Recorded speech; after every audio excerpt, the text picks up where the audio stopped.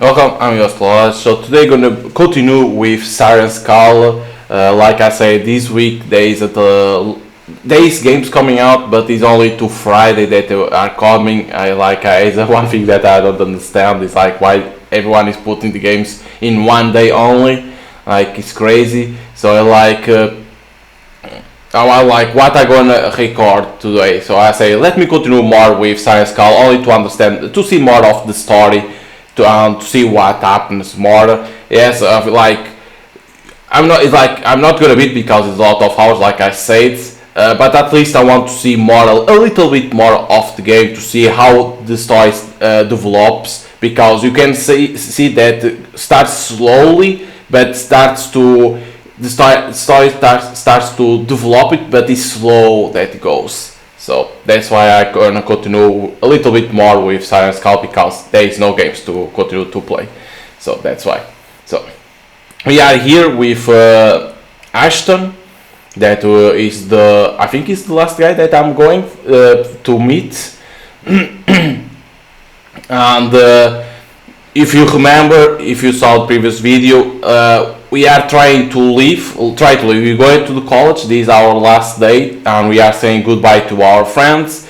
But something happens always, and we can't leave. Before it was the hurricane, and now it was a group of tortoise. It said that appear in a way, so you can't leave this island that's called Siren's Call. So like weird shit is happening always when we are leaving. So as soon as two bubbly waiters leaves our table, Ashton turns my way. I gotta be real with you, man. Things were really boring before I met you. And even after that, it was still pretty sure that summer was gonna be lame. Yup, there it is. I take a pair of sugar packets out of the condiment stand and begin making them dance. Because you were going work with your dad at B-Mobile before we began our little crusade, right? Ashton feels the bandage on his arm wrist before eventually squeezing it with his right hand. Basically, yeah. Siren's Call is a pretty boring place if you don't have anybody around to make it livelier, you know? I didn't wanna drag you guys into anything too crazy though, so I was just gonna keep things simple and work with my dad until whenever. Ashton lifts his head and sits up straight, looking over at his injury. Never thought we will end up becoming actual heroes. I appreciate all you do to help make that happen, dude. So, thank you. Okay, we have always your choice to do, of course. I don't know, like I said on previous video, I don't know if the game has multiplayer or not. It's one thing that I forgot to ask to the developer. But of course, choice always matters. Is what it is. So, you were amazing. How your wrist healing up? You really think it's all over then? It's like the first time that we met where you would say goodbye. I asked how your wrist healing up. So this like second time that we are meet because we couldn't leave this island. So I'm gonna say, so you really think it's all over then? I know that's what I should say. I should let him reassure me because that's what friends do. I should play dumb. Even if it's not exact that, I know I should say something along those lines. Anything more honest will be devastating for him to hear, especially today. I'm the leader of Midnight Guard, I'm his friend. He looks up to me, so I should support what we have accomplished. I can feel myself twitch as I think that, like some sort of large animal eager to throw itself into the warmth of a volcano. Making everyone happy is my purpose. I know this is my purpose. And yet... Please, don't thank me for any of that, Ash. You can think whatever you want about yourself, but I'm not anything close to be a hero. I don't think any less of you guys, but I'm not too proud with how I have handled things this summer. I'm sorry, Ash, I really am. But I just can't talk about heroics right now, it's too much. I'm just too exhausted. Wait, I chose that one, right? But our character doesn't talk about that. Interesting. Because you could see that our character was saying, I don't want to say that, because it's not good for today. Interesting, okay. With that, reality of what just happened sets in. For a moment, there is silence, the same silence that follows when a gallon of milk drops from your hands and explodes on the floor, the kind of silence only born after something has broken. Okay, I get it.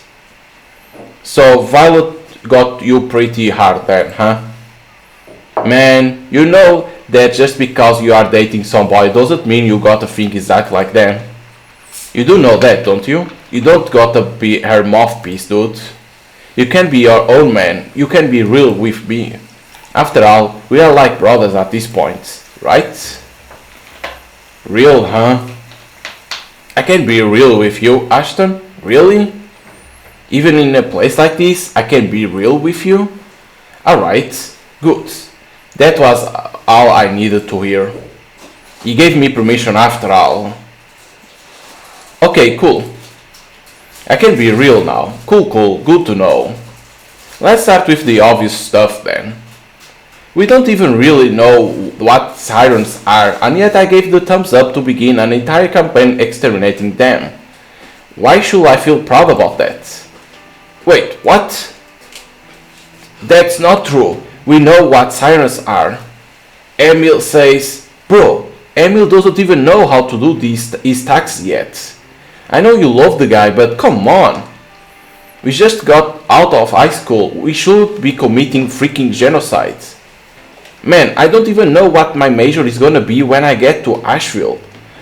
If I don't even know something that basic, then how the hell could I know enough to justify the decimation of an entire foreign ecosystem? The truth is, I knew Jack Hall about what we were doing, and yet I still gave the okay on everything. And that's all on me, dude. That's on me forever. Maybe we were right and the Sirens were just stupid monsters or whatever. Maybe that dumb little guess of mine was completely accurate. But what if we were wrong? What if they were something we should have just left alone? Left alone? What the hell, dude? Those things were goddamn monsters. We had to kill them. They were dangerous. So what? Huh? They were dangerous, but so what? We didn't want to kill them because they were dangerous. They were stuck on rocks in the middle of the underworld, Ash. If we really wanted to help people, we could have just destroyed the locker leading down there or something. Kinda hard to have something dangerous call out to you if you can't even hear it, right? But no, I was bored and wanted to be the hero, so we killed them. I should have just isolated them instead. I should have distanced myself. What you mean, run away? Seems like a pretty chicken shit move if you ask me. You're really cool with doing something that cowardly, amigo? Cowardly?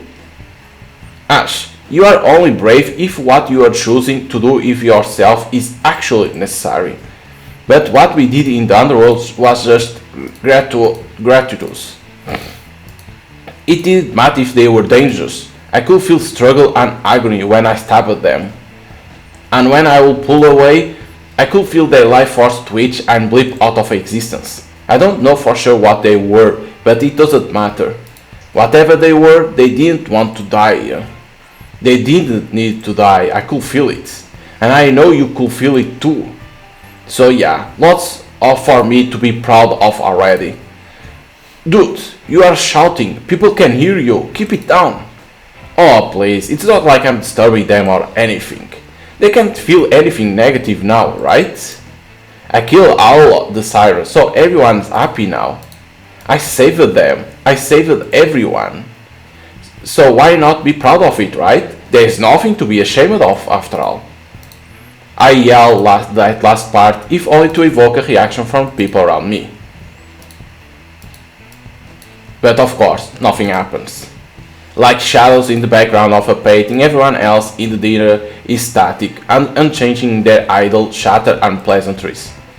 See? Nothing. Turns out screwing around in the collective unconscious every night and killing what lives there as consequence.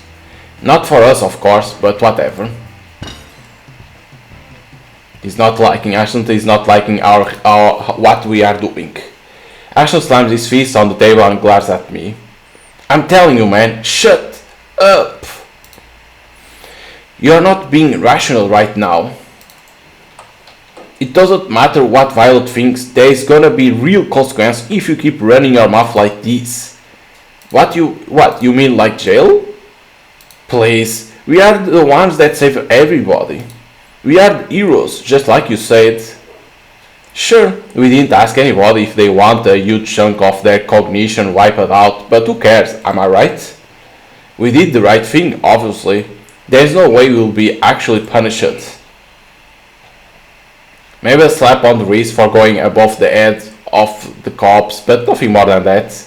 Heck, I doubt the cops can even conceptualize something negative as crime at this point. The only consequences for us are the ones we place upon ourselves. Which is why you guys kicked Violet out of the group. There you go. She wants us. Actually, okay, that didn't even let me read because he's going against us. Ashton gets up from the table and pulls me out of my seat by the collar of my shirt. Okay, I'm getting sick of this crazy talk. None of that is why Violet's gone, and you know it.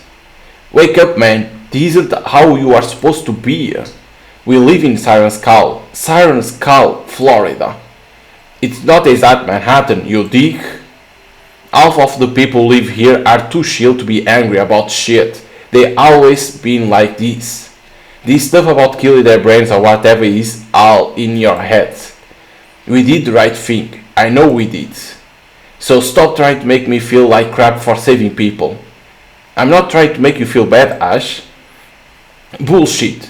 Why else would you be running your mouth like this? You need to reel it back right now. It's really not cool. There's a tangible panic in those last few words Ashton says to me. It comes across as less of a threat and more of a plea. I know this phrase. I'm close now, aren't I? I'm close to reaching him in some way. I'm sorry, Ash, but there's still one more thing that needs to break if anything is ever going to change. So we are simply saying the truth to him. Okay, you are probably right. The people here aren't brain dead, they're just chill. And I've been so busy with you guys all summer that I probably never even noticed it. Yeah, exactly. Because we, Oliver, are seeing that when we killed the Sirens, something happened to the island. But for our friends, I think they don't want to see that. They don't want to see the reality. But I think they know, but they don't want to say. Is what it is. It's the way things are here, you know? Especially in the summer, all the Jesus and suburbs are just sleepy from the heat. It makes sense. Oh, definitely. It's unlikely the stuff we did in the underworld had any drastic side effects. If it did, we probably would have noticed them by now. Yeah. Killing the seed will have affect everybody we know that lives here. Even the people we live with will have changed too, right? Ashton's face freezes in shock. Right. That reminds me. How's your dad been doing after all this? Is he still drinking? Holy shit. I'm stopped before I can finish my sentence. The force of Ashton's fist sends me reeling across the table and into the wall. The impact shoots some of the air out of my lungs, making it impossible for me to respond to what he says next. Dad's doing great. He's the happiest he's ever been. Thanks for asking. He hasn't had a drop of booze since July. He cooks dinner with me now too, chops the potatoes and everything. Hell, yesterday we even went on down patrol and got some waves together. You're right. It's like he's a completely different person. So if I had something to do with that, then I refuse to think of myself as anything other than a hero. As he says this, I can feel air fill my lungs again. I grab the edge of a chair and pull myself off the floor. And you're really okay with all of that? You're okay with such drastic, irreversible change? Are you stupid? Of course I am. He hasn't been this much of a father to me since I was 12. That's because that's all he can be, Ash. It's same how our waiters can only be a waiters now, or my mailman can only talk about the mail. Everybody in town has been completely swallowed by their roles because that's the only thing we didn't murder. I'm happy for you, dude, but are you really okay with your dad being your dad and nothing else? Are you cool with having every other part of who he is ripped away? We are not murderers. Well, we sure as shit aren't heroes. You don't need to be perfect. Your dad doesn't need to be perfect. You didn't love him any less when he was depressed, right? Even after all this, you know he's still an incredible man. And you are still my friends. We can come back from this somehow. We can start fresh. We don't need to... Shut up! I'm not starting over again. Fuck, man. You were so much likable when you weren't so goddamn preachy. So you know what? I'm gonna beat you down until you go back to how you should be. As my friend's threat rings through the dinner, a smiling waiter gently places our food on now this level table. Without another word, Ashton charged me. Holy shit, he's gonna punch us. Whoa, what the hell is this? And I look for enemy weakness, okay. And I got punched. I couldn't even analyze. I have barely any time to act before Ash rushed me down. True to his word, he does what he does best and beats me up. Okay, journal page number 42 has been recalled. He's like, sure, did we have time to press in or anything or that, or we press it but he will attack us? You did analyze and he attacking in Russia, you probably had to defend. Thought maybe I needed to defend instead of analyze. But here we go. Like we told the truth to Ashton, right? Say people are different. We killed the seed, right? People are different now. They are only being their role, right? Like a waiters being a waiters, nothing more. Talk about the food, right? The dad of Ashton only talk about how he's being a good dad, nothing more. So it's like they are brain dead, but it's what I said. I think our friends don't want to see the reality, is what it is. Seeing that we aren't heroes. We did something that was bad for the island, and now we don't know what to do. But they don't want to see that.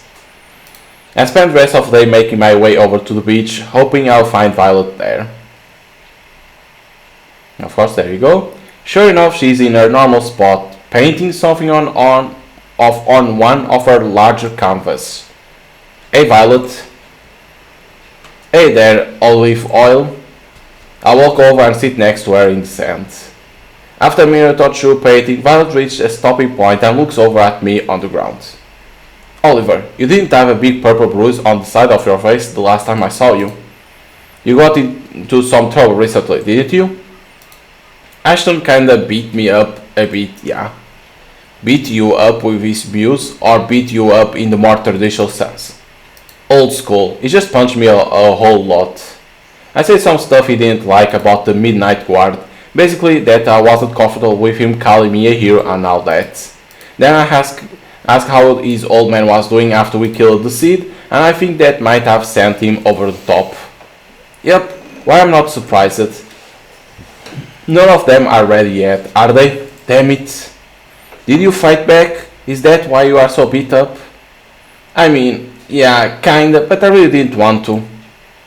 Then why did you? If you didn't want to and didn't need to, then why did you? I don't know why. Instincts? What else was I supposed to do? The man was charging me down. No idea. I don't see what you had to gain by fighting him though. I guess.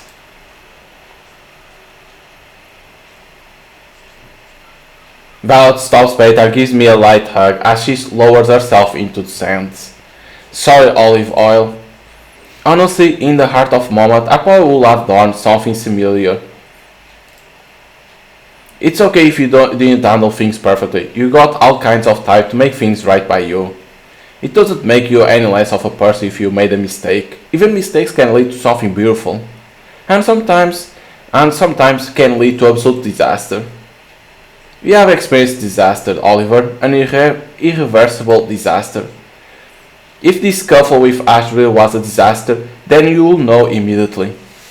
But as it stands, all of this was just an hour badly spent. Forgive yourself, this loss of yours is no disaster. Damn it, Vi, you know I love that poem. Well, loved that poem at the very least. She runs her fingers through my hair, another sweet attempt to brush out these wistful, stagnant thoughts of ours. After doing that for a bit, she stands up and checks the sky.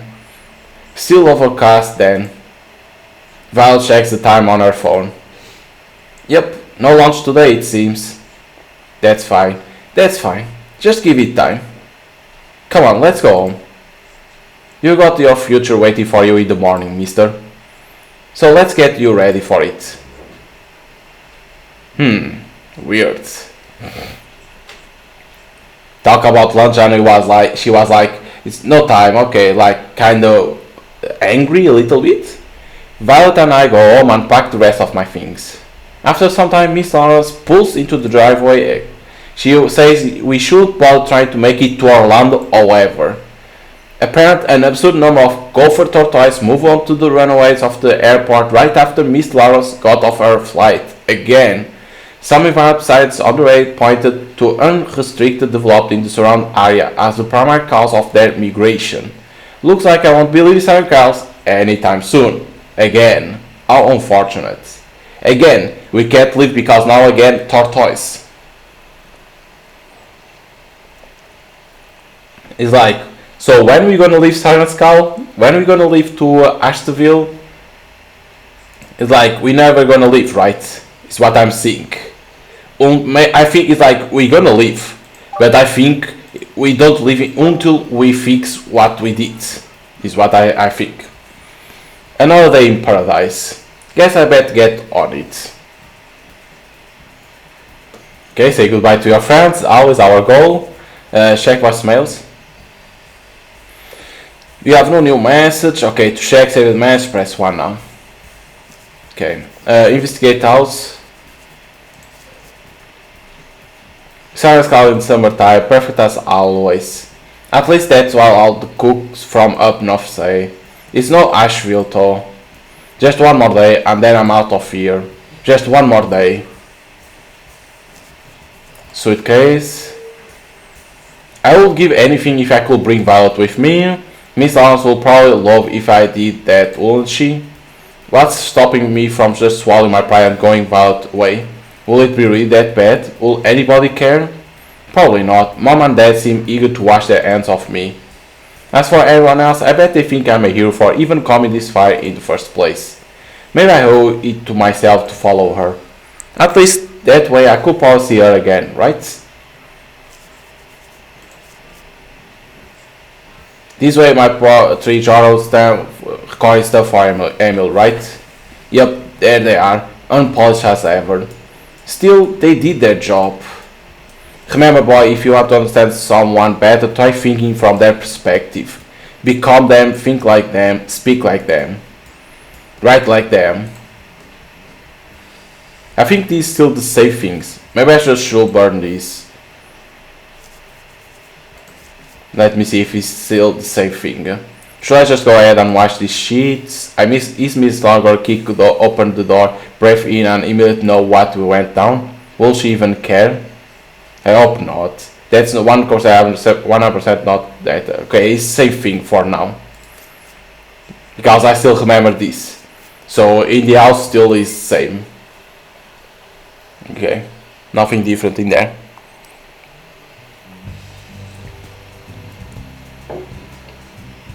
Okay. Let's try different. Instead of going to Judith immediately, right? Let's try go with Andy first. Let's try this differently now. Because 2 times I went for Judith first, and we saw she become like kinda crazy, right? So I want to see different. I want to see going for Andy first and then say that we still didn't went to Judith, what's gonna happen? Hey kid, how's your lady friend doing? My lady friend? Do you mean Violet? Her name is Violet. Do you even know that?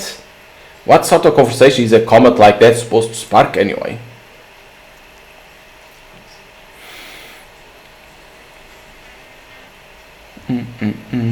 Just as I thought, the park itself is mostly empty, save for a couple of kids running around the playground.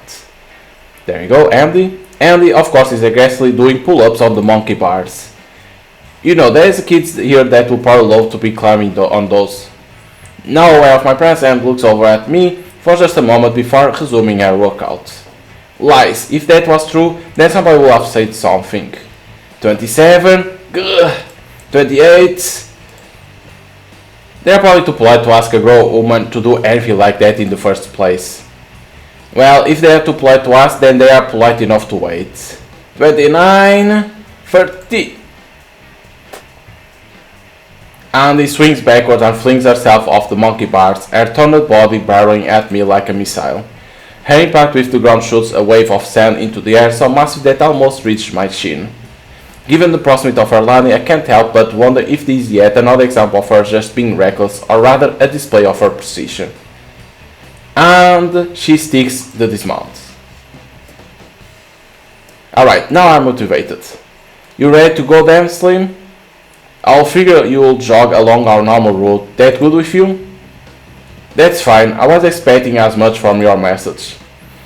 We didn't really have a whole lot of time to mix up our normal routine anyway, right? Yep, sad but true. We'll do just enough to help you wake up and then that will probably be it, unfortunately. With this, Andy gives me a behind a firm, reassuring slap and begins jogging away. Damn it, Andy, stop doing that. Andy yells over her shoulder as she exits the park. Don't get a big head, it's the only way I can make sure you still have a pulse. If you are mad, then come and get me, nerd. What a friend, what a friend she is. Calling us a nerd. Our route takes us all over the island. Andy as demanding as ever, but I don't know. It doesn't get to me as much today for some reason. Naturally, she slows down a little bit as we approach Ashton House. You haven't met with him today, right? Maybe he's actually being smart for once and resting up. Andy peeks over the dilapidated fence, staring into the dark grove of palm trees and ferns shrouding Ashton's home. No lights. Come on, Ash, stop doing this to yourself. Don't you wanna get better? I doubt he's pushing himself too hard, Andy. This old man's no slave driver. Ash is probably just off doing something harmless with Emil before I go and meet up with him. Right, of course. He's just hanging out with Emil. Bro time, got it. Andy slowly shuffles away from the property before forcing herself into a light jog. The gentle plodding of her footsteps soon becomes all I can hear as we push ourselves forwards. Forwards, and forwards, and forward, and forwards.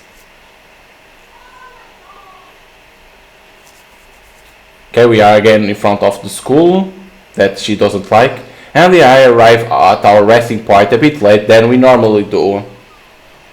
As I stretch my body against a tree, though, I notice something. Andy, for some reason, looks as though she's about to vomit again. Are you okay? Maybe you should drink some water. I'm fine, obviously. I don't need water. I just had trouble swallowing for a second. Come on, we are not stopping here. I don't want to be here anywhere near this hellhole. Let's move. I don't have time to respond to any of these before Andy, clearly drained, begins sprinting away from the school. Even though my legs are numb with pain, a strange blend of concern and frustration pushes me to run after her. Yeah, this is still the same thing. This is still the same thing as before. Nothing different yet. After what feels like hours, we finally make it back to the park. I find the nearest bench and collapse on it while Andy, unfazed from before, throws her right leg out on the picnic table and begins stretching. Come on, Oliver, we have been over this. If you don't stretch after running, you are gonna be sore in the morning. Get up, you need to get in the habit of doing this. Get up and stretch. Give me a sec or two, I feel like I put any more pressure on my legs, something gonna tear. That's the whole point, you tear them and they grow back stronger. Man up, this is little the last thing I need you to do today. Then you can make love to that bench for all I care. But then I will get a splinter. Get off of that bench, Oliver. Gah, you are so freaking stubborn, Andy. I elbow over the picnic table and begin stretching my hamstrings. Stubborn is just another way to say tenacious. And if I wasn't tenacious, I will never get anything done. And Andy is just your weird way of saying Angelica. Again, saying this. And if you're Angelica, so you just call me Angelica. Which tells me you desperately want one or more of your bones broken. Now is that, I wonder. Again, it's the same thing that I talked before. Do you hate exerting yourself so much that you want me to send you to the hospital? I could just bring a finger or two. I don't have to shut anything vital. Or maybe I'll break your heart instead and tell Judy what a rotten lazy person you have become now that you are leaving us. Or how you told me to go fuck this bench. Oh my god, did you just swear? That's adorable. Yeah, it's the same thing yet. I didn't know you could do that. I thought it was something reserved for kids that actually eat poverty. Something, you're clearly never been on internet, blah blah blah. Blah? Blah blah blah. Blah? Blah blah. The two of us look over at each other and begin laughing from deep within our car. And just like that, the other person of my tall as nails coach crumbles under the weight of this absurd little moment. Oh man. I'm gonna miss this. Damn. You suck, you know that? You suck for making me laugh. You suck for leaving. Hurt, doesn't it? Yep, sure does. Nothing I can't handle though. Still the same thing as the other day. I laugh quiet now and giving way to the sounds of distant seagulls and the hum of vehicles on the road behind us. I don't know about Judy though. Still not sure if she can handle it yet, to be honest. She's laughed that hard plenty of times. Remember when Ashton got his fist stuck in the mansion jar and Emil had to butter its wrist? She almost passed out. No, dumbass. I don't think she can handle you leaving Siren's skull. I don't know if she's emotionally prepared for it. Oh. I spent a second or two trying to congregate my thoughts. Well, it's happening regardless. I don't know what else to say. It's not like I'm really prepared for any of it myself either. I have a vague idea of what it's gonna be like. Lectures, crowd, cafeterias, gross bathrooms, those things should be familiar enough. But other than that, I have no clue. Exactly. You could get mugged outside of the airport or drugged by one of your doormates just because it's not too loudly. Little anything could happen. Anne leans her head back and stares into the sky like a turkey drowning itself in the rain. I guess that's why I'm always pushing you guys so hard. I wanna make sure you are strong enough to handle this shit. But now that one of us is actually leaving, I can't help but wonder if I did enough. Don't worry, I'll be fine. You can't guarantee that. Neither can you. Oh, really? Look at what I've built, Oliver. Do you honestly think anybody's dumb enough to try and jump me at this point? It's a simple fact of nature that if you look strong, then that's enough to scare most people away. And if you actually went off as hard as I did during our workouts, then that should be enough to take care of pretty much anything else they will try and do to you. But even with our muse, none of us were tough enough to handle this stuff on our own. I only wish I had a little more time to fix that. Andy turns her head away from the sun and grabs the bill of her hat, clearly awaiting a response. We are plenty strong though, Andy. We are still alive, aren't we? Listen here, bench fucker. It's not good enough to just be alive. You need to be prepared for whatever has the power to rip that life away from you. You need to fight back when they try to feed that rusty frame of yours to the ocean. Right. Which reminds me, I know she might not have said everything to you direct, but Julie is obviously expect you to spend some time with her today. Have you gone and done that yet by any chance? So let's say no, not yet. A new gallery image has been unlocked, there you go. No, not yet. Well, I know what we are doing then. Andy grabs my hand and tries to yank me off the table. Freaking, oh! Hang on, we are going to visit her now? You know it. You smell like crap, but you can always wash up in the pool when we get home. I'm sure my sister will be thrilled to see you. Let's go, Slim. We are not getting any younger, you know? There's still a part of me that can't resist the gravitational pull of Andy's enthusiasm. That small voice in the back of my head urging me to relinquish control and follow her to Judith. It's something primal. I imagine a moth drunk of the glow of a faraway flame. However, wait. Let go of my arm. Just wait a second. Like magic, I speak up and Andy immediately releases my arm. I'm not planning on going to see her just yet. There are still some things I need to do in town first. I'm sorry. Okay, so this is different now. I leave the park as fast as I can, never giving Andy the chance to respond. Surprisingly, she doesn't follow me as I leave. Okay, so try to do certain things different in this day now. Okay, so let's now go for Ashton.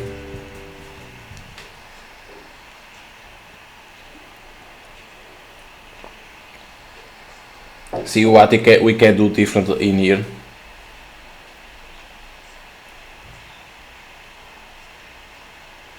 Because I don't know if there is a order that you need to do it, like to trigger something or not. So, and then all the lovely weather we are having today, huh? Lovely weather. It's same as it's always been, dude. What am I supposed to do with something that fake?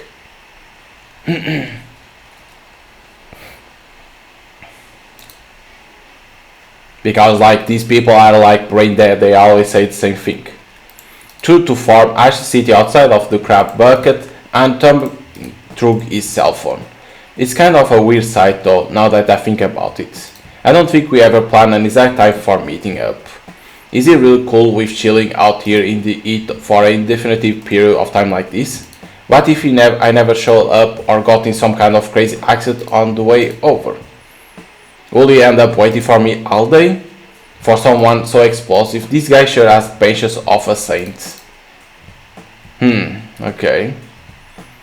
Maybe to trigger something in here of Ashton, I shouldn't come to him, like I should go immediately to home. So what I see, because like he said, if we had an accident or we wouldn't come. Hey dude. Greetings friend, is it true that you are paying for my steakhouse burger today? Think of it as a parting gift, for I always make you pay for my pizza during finals. But get water to drink or something, alright? The sodas here are for like $3. No worries, I'll just do what I always do. You mean that thing with the sugar packets and lemon slice? You know they get mad at us whenever we do that, right? Lemonade is on the menu, my guy. I promise they don't want you making it yourself. And Andy says she saw one of the cooks spit in our food last time you did it. I doubt that's what happened. She just ate us eating here because the food is too greasy or whatever. Besides, I'm pretty sure the staff is used to it at this point. Right. Well, I'm hungry. Let's get some food. Okay, it's a little bit different already. Make our way to our group regular table and browse the menus. The fatigue I feel from this morning swelling inside my brain like a wart as the hiss of nearby grills and chatter of their patrons fries my already worn sense. We are equally both of us know the food itself is more of a formality than anything. We are not here to eat, we are here to talk. But that's fine. All I got to do is be a good friend and keep up the facade for one more day and then we are good. Just one more day, and then everyone will be fine. As soon as the two bubbly waiters leaves our table, Ashton turns my way. I gotta be real with you, man. Things were really boring before I met you. And even after that, I was pretty sure that some was gonna be lame. Yep, there it is. I take a pair of sugar packets out of condiment stand and begin making them dance. Because you were gonna work with your dad, be mobile before we began our little crusade, right? Ashton feels with the bounce of his wrist before eventually squeezing it with his right hand. Basically, yeah. Siren's Call is a pretty boring place if you don't have anybody around to make it livelier, you know? I didn't want to drag you guys into anything too crazy though, so I was just gonna keep things simple and work with my dad until whenever. Ashton lifts his head and sits up straight, looking over at his injury. Never thought we'll end up becoming actual heroes. I appreciate all you did to help make that happen, dudes. So, thank you.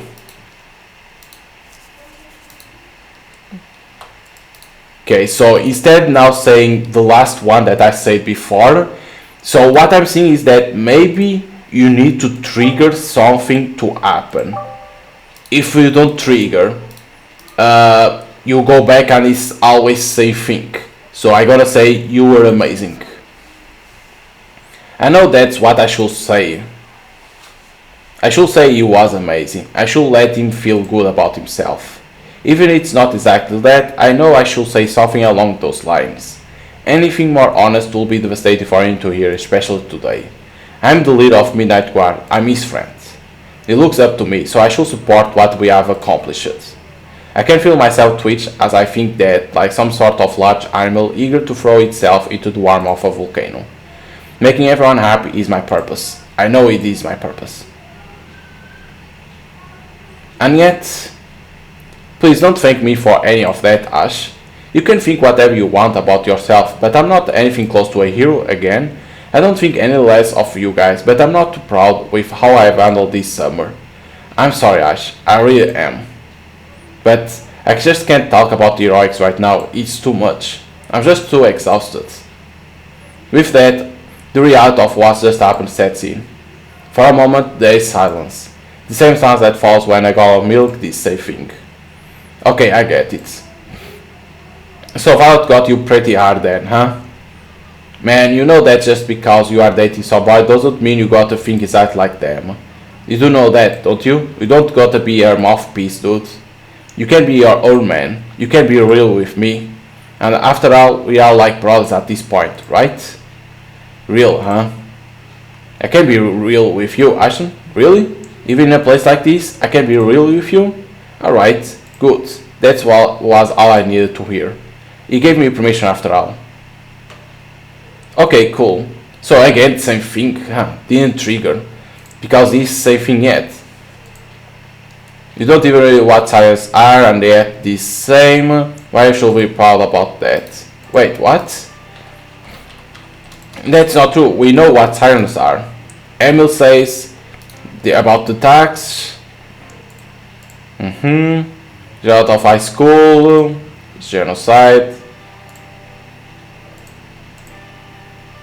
The same. How you gonna trick something? And that's all on me, dude. That's on me forever. Maybe we were right and science were such stupid monsters or whatever. Maybe that dumb little guess of mine was completely accurate. But what if we were wrong? What if they were something we should have left alone? Left alone? What the hell, dude? Those things were goddamn monsters. We had to kill them. They were dangerous. So what? Huh? They were dangerous, but so what? We didn't want to kill them because they were dangerous. They were stuck on the rocks. The same. I want to be the hero, so we killed them. I should also isolate them. The same. Run away. Because I'm starting to see that this same conversation that we are having. So it's like nothing different for now. Stab them, pull away. That say that it was bad to do that. They didn't want to die. They did need to die, I could feel it. And I know you could feel it too. So yeah, lots for me to be proud of already.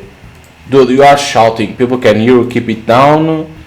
Oh please, it's not like I'm sorry them or anything, because they are like brain dead. It's when we say they are brain dead. There's always to be a shame after all. Now Ashton gets angry. Because this same talk that I did when I started the game again. Because say that we killed the seed and besides there is some consequence. That because people are being like only for that role. Now is when he goes against us. There's gonna be real consequence if you keep running your mouth like this. You mean like jail? Please, you are that's everybody. We are heroes just like you said. Sure, we didn't ask anybody if they want a huge chunk of their cognition. We did the right thing, obviously. There is no way you'll actually punish it. Maybe a slap on the wrist, safe thing. The only consequences for us are the ones we place upon ourselves. Kick a violet. Now he goes against us. That's like say shut the fuck up, not talk. So I think that maybe for Ashton we can't talk with him, we need to pass the day. That's what I'm thinking. Because there is nothing different in here. Because it's still the same thing. There is nothing different in here. Because now we're gonna talk about his father. It's gonna be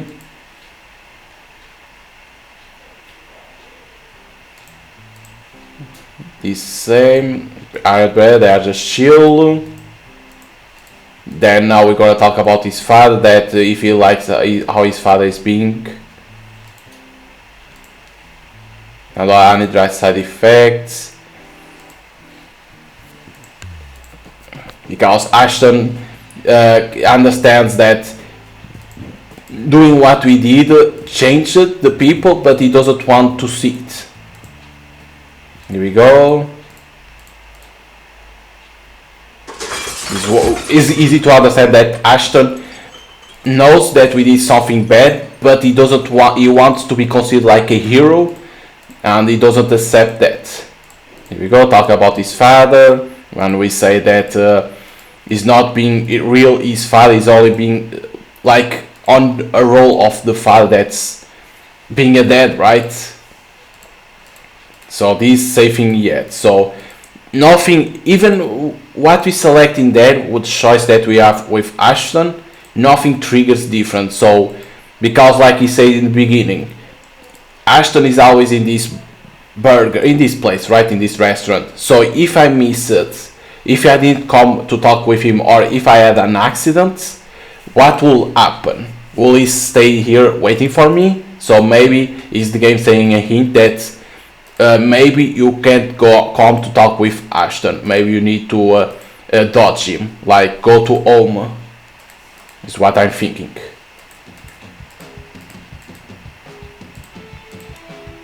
Now is that fight.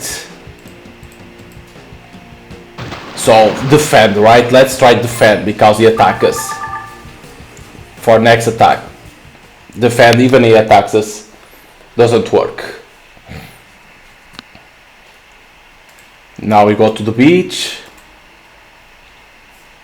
To Violet. You probably pulls lower than try attack. Because I tried to defend but I got hit. But probably could attack. See if it will be different. The other time I think I didn't even press analyze. So this is still the same. Now that she sees our bruise, we say that we got Ashton attacked us.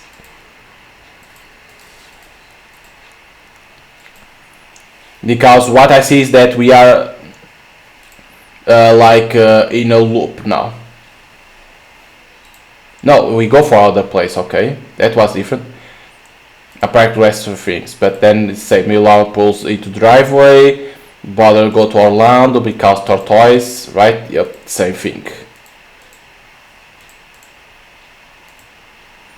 So you need to know how to trigger. So if you go to Ashton, you're gonna be punched, and I don't know if it's the day that it has that or is the game saying that you shouldn't do that.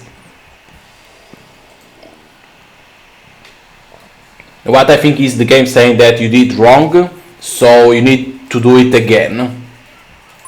Is what I think. So you cannot go to Ashton. So I gotta do the same thing that I did. Go to Andy. Let's go to Andy. This is what I gotta do. Because he's gonna be the same thing. So you can skip. Gotta do the same thing because it's same. Lady friend. So what I think is the game say that do not go to Ashton. Okay. It's always same thing, nothing different. You can see it. Because if not, it won't skip. You can see that there is nothing different in here.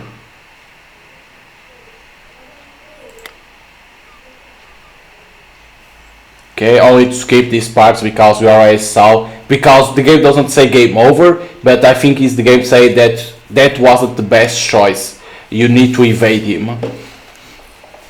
Is what I feel. Okay, get up and stretch.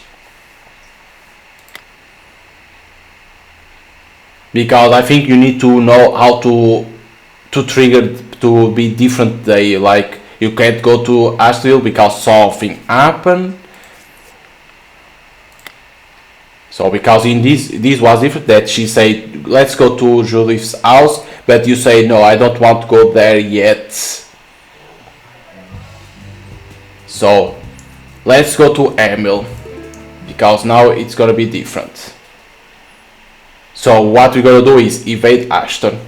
Just then talk with everyone and then go to house. Nothing more. Watch out, college boy coming through.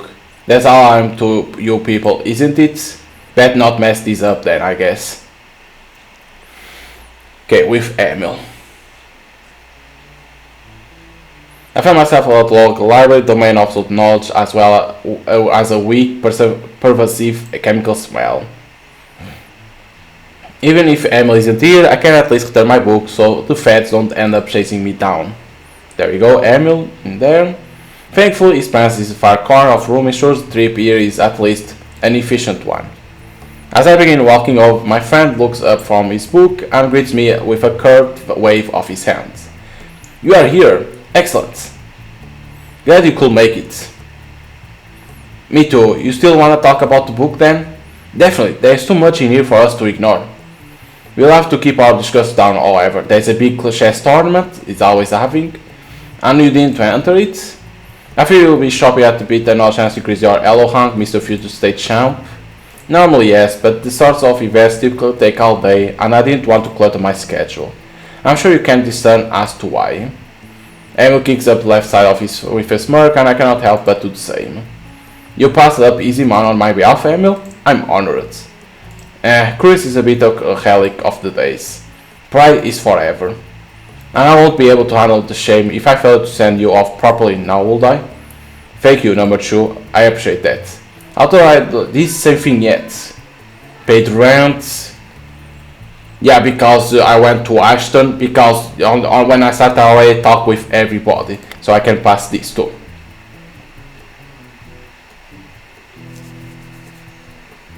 Okay, let's try different in here. Let's try to see if we can trigger something in here different. Because when I start the game again, right? I went to talk to everybody and then went to Ashton. So let's try to be different. The actual murder is shot that guy 5 times. Let's see what he can trigger. That's too broad of a question. There's an entire potluck of things this jerk did horrible. So if we start diving into something that esoteric, we are gonna end up being out here all day. But I got something about this book that I've been dying to ask you specifically, Emil. Oh, you don't say. Normally, Emil will be much more upset that I dismiss his amusing so rapidly. But I know he can't resist a good challenge. Same thing, he smirks at it to say, let's see if what you are bringing to the table is worth of my palate. So what is then? What is that is your question? Alright, so every good story needs a villain, the same, or at least some sort of antagonists. But everybody in this book is so wrote that I can't figure out who the person is supposed to be. So, in your opinion, who is this story antagonist? Is gonna say that is that guy? Is it not main character himself? Is not Mersault? After all, he's refused to think himself commit to any meaningful role in life. Ultimate is what allows him to be taken advantage of. He'll do anything, say anything, and become anyone. So ultimately, his goal is to becoming a murderer. No way. No, that's so backwards, dude. You don't think the guy that gave him a gun halfway into the book was all like, go shoot this guy, other guy, he's been looking at me funny, is to blame at all? You don't think Raymond is the antagonist? No. No, not at all.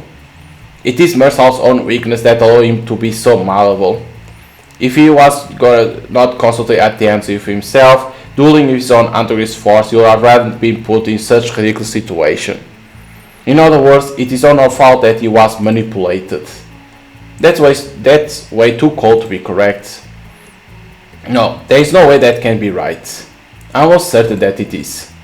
Raymond may be a bad person, but is hardly the story's antagonist. By definition alone, Mersault fits that role snugly. So if you were trying to shark some kid out of red trading card, this is what I saw in the other video, that's fallacy, Starman fallacy to be exactly. Context matter, what if the punk stole the car from my sister, or all that, or what the old question at dementia, and if it surface detail points to villain's intent in the grander scheme of things, whatever, so you mean, okay. But you still be a jerk. Even you are number one jerk, second place still isn't bad. Sure, but at the risk of sounding pedantic, you imply a single antagonist with the phrasing of your question. And the single greatest force working against our protagonist is, in fact, himself. I think that's a pretty sound thesis, don't you? I guess. I don't like how little blame he's placing on the guy that's manipulated everyone, but I can't refute his arguments. Maybe, I guess you're right. Perhaps. But no matter what role character actually play, it still makes for fun discussion. I guess Judith was kind enough to recommend this book to us. As always, she has a remarkable taste. I suppose it's no surprise that her preferred reading material turned out to be so divine. Whoa, divine, huh?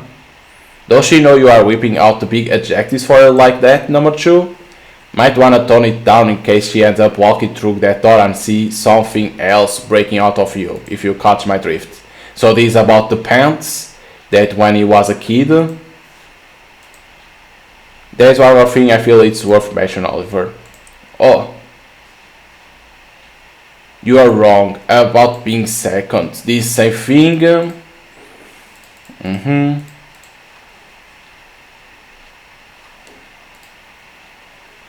Anyways, I think it's good point as any to finish up. We should probably return our books, seeing I'm not coming back here for a while. Let's go. We return our copies of the Strange and thank the librarian, who smiled absent as she accepted our return. Evan, now likely done with his session at the library, escorts me to the lobby. We leave the library, but there's something still bugging me. Hey Emil. Yes? All this talk about villains has me thinking. Every decent story needs a villain in order to work, right? In a vague sense, yes. It's like you said earlier, at the very least you need some sort of antagonist force for the heroes to rise up and defeat. Then is that none of you guys are taking Violet serious, so this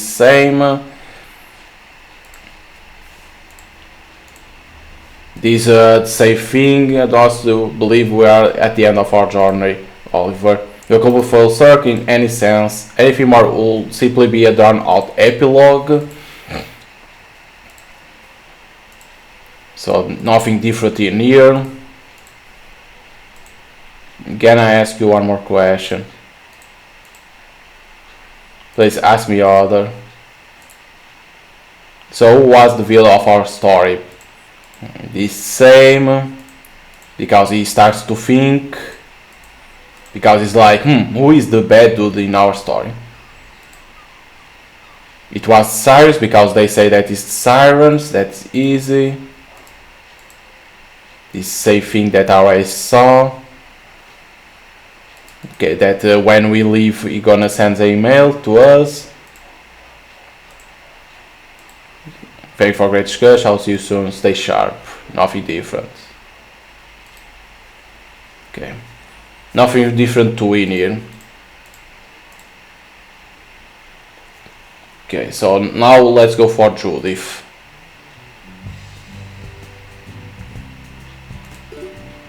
So the only thing that still was different was on Andy saying that we still didn't go to Judith's house, and she's trying to drag us to Judith's house, but then we say we want to do other thing. It's the only thing that's for now it's different. The rest of them, like with Emil, is still the same. Good luck up there in Nashville, Mr. Longenthal. Bro, I don't even know who you are. I don't even know who you are, so how the hell do you know I'm going to Asheville? Okay, so Judith, that last time that we saw her, she became like kinda crazy. And he was kind of obnoxious about it back at the park, but maybe this is something I should take care of sooner rather than later. I crossed the threshold of the porch and pressed down the glossy doorbell. I'll be right there. A powerful tone rang out behind the door, followed shortly by Julie's familiar, comforting voice. At first the door opens just a crack. It's only after she sees that it's me on her porch and not some strange that Julie feels confident enough to push herself in the doorway. You came. Oh my gosh, you really came. Hi Judith. Judith's display of genuine appreciation and joy makes me pause for a bit. I'm a little bit embarrassed that I can't think a meaningful way to follow her up. So I just kind of wave my hands back and forth and smile as it say, yes, I'm here, it is in fact me. As lame as my greeting is, Jess' hands alone are enough to elicit a giggle at least. He, what was that? Just me saying hello, I think. Hello, Judith. Do you wanna hang out for a bit? I'm not interrupting anything, am I? No, not at all. I mean, no, you are not interrupting anything. Well, that's not entirely true, I suppose. Wait right there. I have the oven on, just give me a minute. Oh, okay, will do. Julie runs back into the house, careful not to slam the door behind her. But this is what is strange, why she doesn't let us in. Don't come in yet, please. I mean, don't come in, see, why she doesn't let us in. It can't be only because of the oven. She is doing something but she doesn't want us to see it. Sorry about that, we are good now. She steps back from the doorway and bows, leading my gaze inward and with a flick of her wrists. Come in and sit down, good sir. I'll make us something to drink. Thank you, madam. I do believe I shall. I pulled the edge of my t-shirt and curtsied before making my way into the house. It's still the same thing. The only thing was different was in the beginning that we talked about and you want us to come here. Due to our base of operation, at this point, Amber will have stormed in front of doors, screaming something from her bedroom. So Judith and I like the long ones here. I take a seat in the living room while Judith skips because she's going to the kitchen. Nothing different in here. You said the oven was on, right? By any chance, were you baking something vanilla-ish? It's a surprise, Mr. Nosey knows. You'll find out soon enough, don't worry. Is sweetie good to drink? We still have some left over from last time. That sounds lovely. Do you mind shaking it up a little bit before you pour it? The sugar sinks, so nothing different for now too. Julia, unsurprisingly, is as agreeable as ever. The way she waits on me makes me hate myself a little, but not enough to deny her kindness. Despite the pleasantries, or perhaps because of them, a sticky sweet guilt begins to bloom in the pit of my stomach. But this, of course, is perfectly normal for us. Judith placed a rather large cup of sweet tea on the coffee table and sits next to me. She opens a flavored seltzer and drinks a sizable amount of it before turning her attention my way. So where's Violet? As I expected you should to be in circle, so the same thing. Painting on the beach, same. So you are satisfied we spend such small time of time with her? Always talking about Violet. The same, nothing different. Saying if Violet was coming with us to the college and she isn't coming. About long distance relationship. Eloping you with you in the Caribbean without knowing under the cover of night. Good Lord, Judith. Wait, really? Nothing then? Well, so today really it, huh? You two have quite an unorthodox relationship, criticizing our relationship, of course. I mean, not really. Hey, Judith, why are we talking about this? I know you are still kind of mad at her, but why is Violet the first thing you want to talk about? Right now, shouldn't we talking about pretty much anything else? No, you see, that's the fascinating part. You are so much more worried about our time together being valuable, even though Violet and I have the same pool of hours to pull from. It's too strange for me not to with auction. I don't understand. Why you are making me such a priority right now? Same thing. What are you talking about? Of course you will be a priority, Judith. You have been my best friend since I was like 7. I'm not gonna see you for a while. There's no way you will not be a priority. Nothing different from now. She's got close to us. That's why I didn't ask you to come over today, Oliver. I knew everybody else was likely going to pressure you into hanging out with them. When in reality, all you probably want to do was spend as much time with your love as humanly possible. It was supposed to be kindness. My final gift to you as your friend was going to be me letting you be for the day. It will make sense, after all, for the things to end this way. Violet should be the center of your world, the object of your affection. I didn't want to be selfish, so I decided not to make myself a priority. After all, I wasn't the one who ended up winning your love. Is this what I think it is? Oh no. But when you show up at my door today, she wraps her arm around mine and pulls herself close to me. It became painfully obvious that you really do care about me an awful lot. I know you always have in your own way. But it's only now, after being prioritized so ugly, it's only just now that I began to think. She feels even tired and turns her face so it's only inch away from mine. Maybe you view me as more than just a friend? So the other time I did kiss her. But then we didn't kiss her, like we say that we have a girlfriend, so she became crazy. So let's try Judith.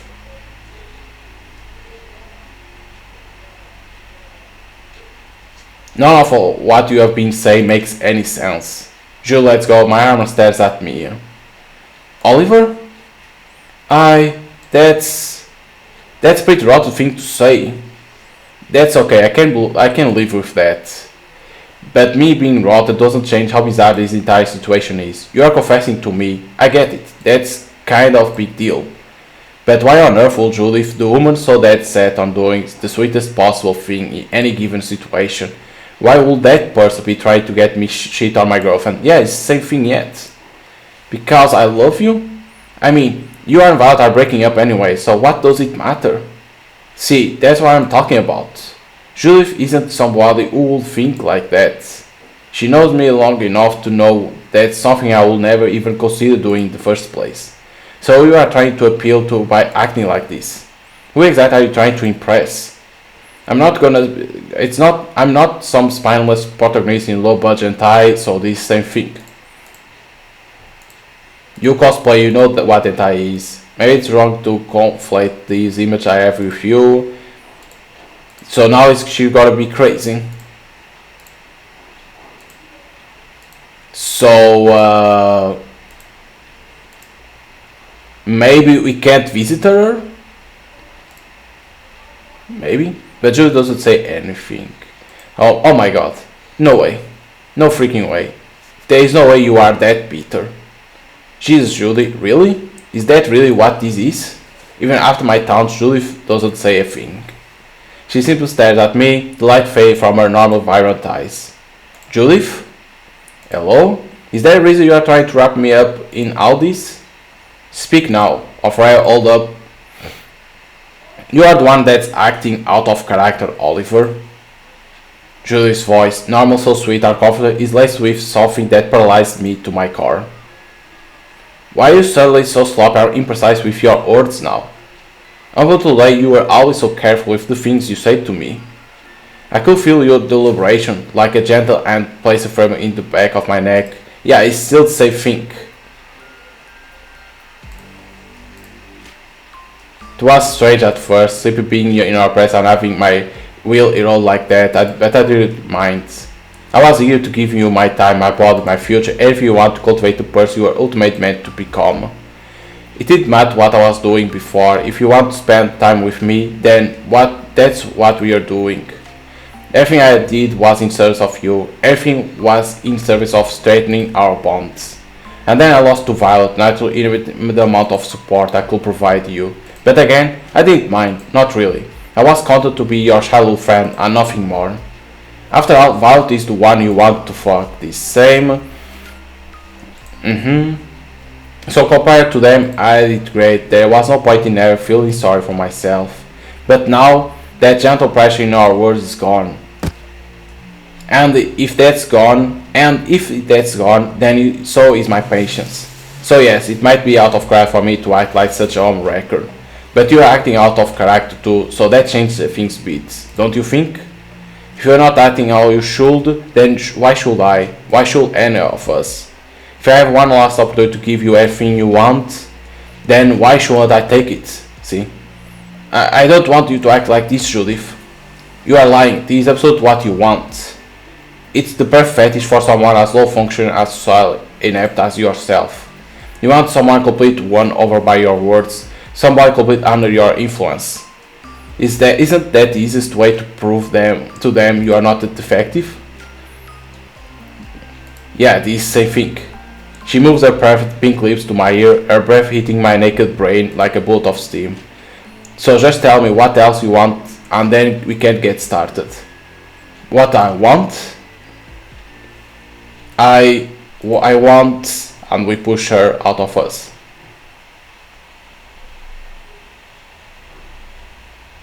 I wanna watch a movie with you, the same thing. Your choice, I don't even care.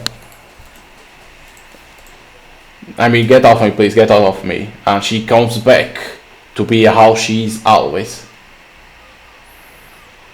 Then why did you say earlier? Yeah, this is safe thing now. You can skip.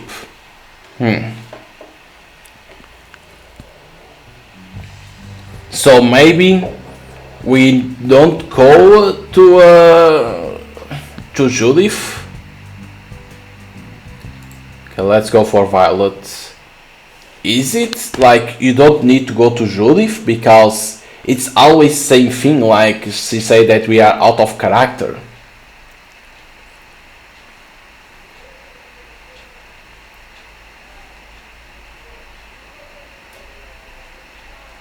So now if Violet, hey there Vi.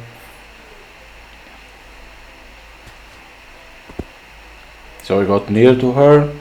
Yeah, it's same thing, stay a while or add on out. Stay a while.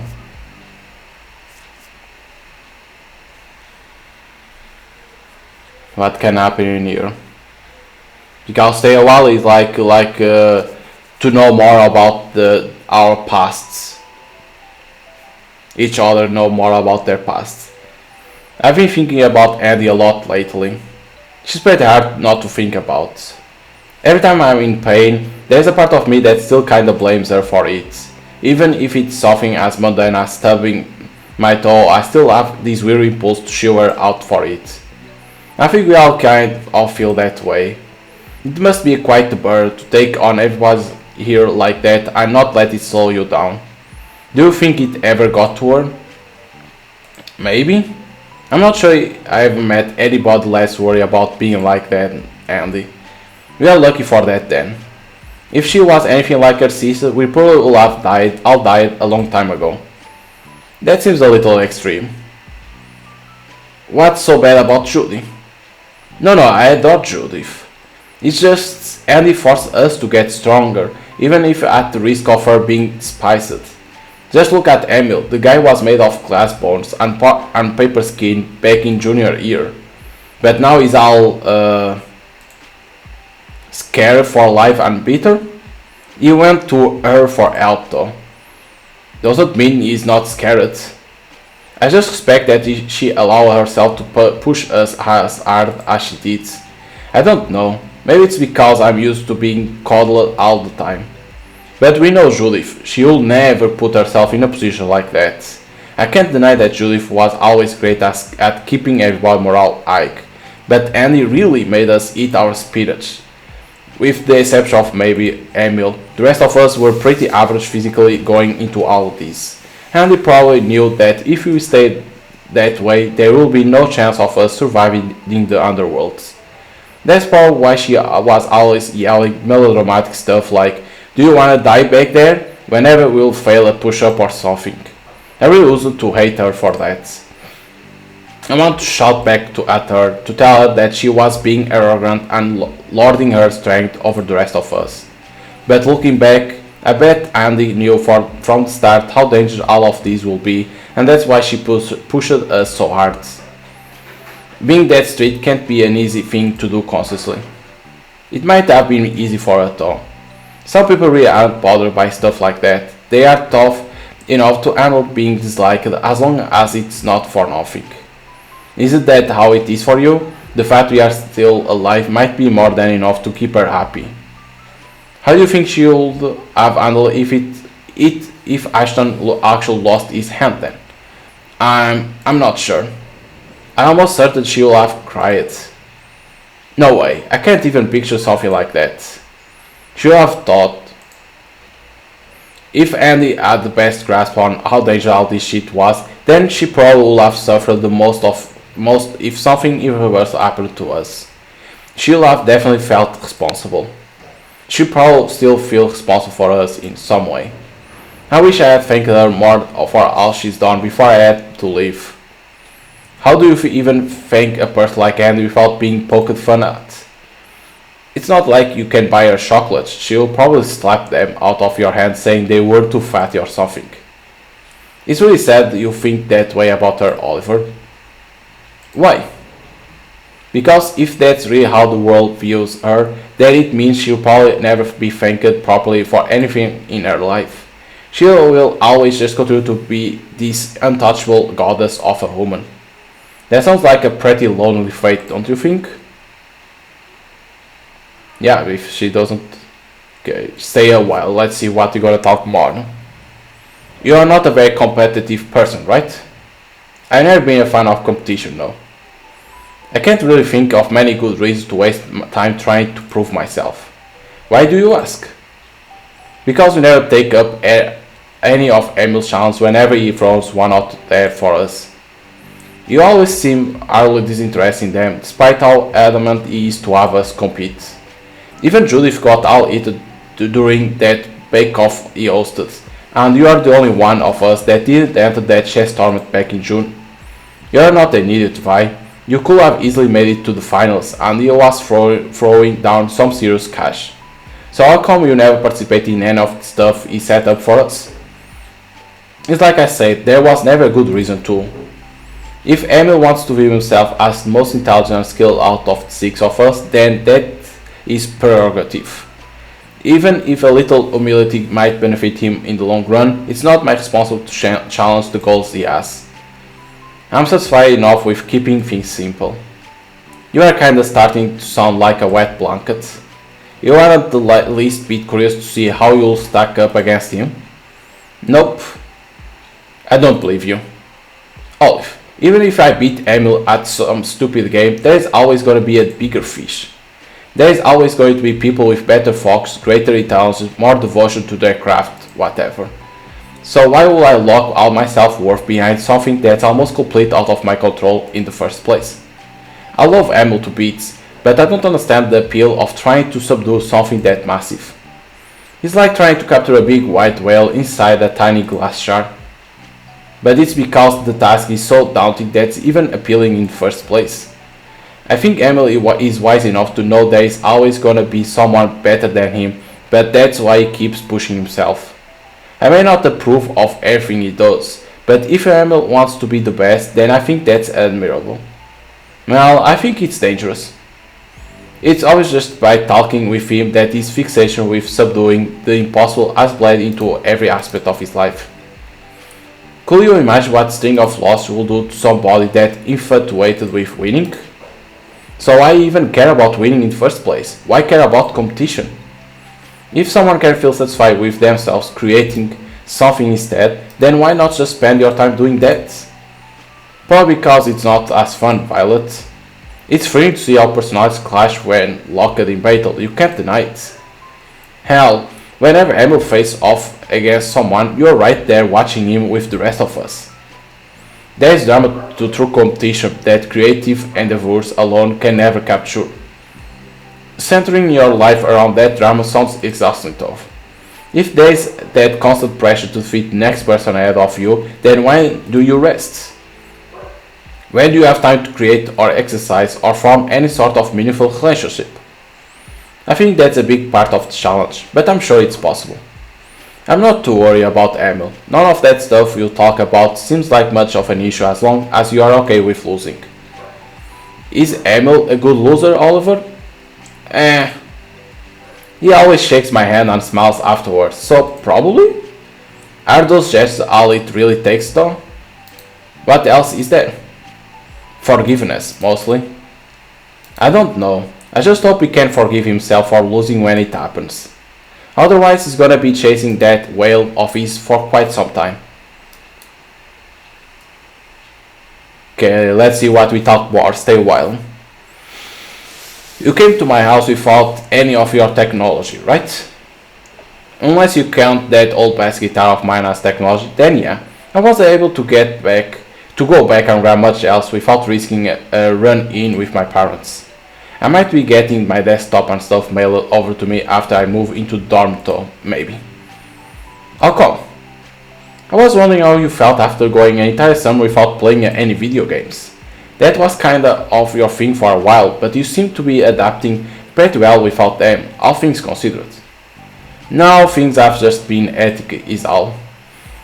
There isn't a day that goes by where I don't miss being able to sit down, unbothered and play something evocative. It was just never worth the risk of actually going back home to get all my stuff. You miss it that much? Absolutely. I know my folks are the type of born-headed people to think that video games will be the kind of thing that I will eventually outgrow as long as I wasn't around them. But that's how that works. Thinking somebody could outgrow playing video games is like thinking you can outgrow reading books or listening to music. I don't follow. Maybe it's just because I was never allowed to play them or whatever, but that sounds like a pretty big leap in logic. How are those things even remotely comparable? It's probably because I was never really much of an adrenaline junkie. I didn't play games to feel powerful or cool, at least not most of the time. Before I ever even got my first game console, I was a total bookworm. Even when I was little, the main reason I played video games was because they were really good at telling stories. Sure, most of the plots for those first couple of games I played were never anything special. But because I was the one in control, even the simplest story was way more engaging than anything I could ever read in a book. I think my parents only really saw video games as something people like me could get addicted to though. And I guess you can get addicted to anything technically. But I think the reason for why you play a video game in the first place is what really matters. So whenever somebody hints that I might outgrow them someday, it seems absurd. It's like saying I will outgrow storytelling. It's not something I can even cognate. What kinds of games did you end up playing then, if you don't mind me asking? Violet's is capital of my argument here, so I take a second or two to collect my thoughts before speaking again. My favorite one wasn't even that fun, if you can believe it. It was about a guy who goes to this vacation town to look for his wife. Except his wife has been dead for like 3 years or something, and the town is basically a funnel for his guilt. He spent the most time of game looking for her, avoiding monsters and stuff. It was kind of clunky, but really haunting and beautiful too, like a nightmare from your childhood that you end up remembering fondly for some reason. So you just walk around town the whole time and try to find your wife? You're right, that doesn't sound very fun. But it really didn't need to be. See, that is what I'm saying. I may not have been very fun, but it was super enjoyable. It was probably the most immersive experience I ever had consuming media. The world itself pretty much swallowed me whole. Right, of course it did. So what happened then? How did it end? Where did all that walking around end up taking you? Ha! See, I got ya. The fact that you are so curious to find out it ended only proves my point. If you are that curious just hearing about the game, imagine playing it. Someone like you will be completely and totally hooked. That might be true. Good thing I never ended up playing any of them then. As engaged as it all sounds, I'm pretty happy with the person I became, game last childhood and all. So I don't even need to know the ending of what did you say the name of the game was again? That's not gonna work on me, Violet. You are not looking up the game or its ending later. You'll just have to be okay with not knowing. She paused, her nose twitching in that cute, slightly agitated way. Fine. She wanted to know the name. Yeah, you can always stay here talking with her. I hate sand. Not this again. It's grainy, but bumpy, bothersome. I will let you do anything you should just... And by golly, it just gets everywhere. So kiss me, Violet. Kiss me with your lips that are, in fact, not like sand and thus desirable. I lunge forward, tackling Violet into the soft sand. Oliver. Become one with the sand. It's only after setting the sand into every orifice of your body that you will finally know peace. Oliver. Pfft. Why won't you look at me? Why won't you look at me? Why do you deny the truth? I too once was lost. There was confusion, wistfulness, indecision. But now there is only sand, Violet. Sand in my ears, sand in the folds of my brain. Aren't you seduced by this amazing monologue? By this amazing monologue about fucking sand? That last beat barely escapes my mouth before I begin laughing hysterically. I don't even know what I'm doing, but it's evoking a positive reaction out of her, so I can't stop. For a while, her and I just lay there, reveling in our own absurdity. Thank you, Sam. Thank you for this moment. Still, we can't do more. What the hell? Like, you can't always talk with her? There is no end like in talking with her?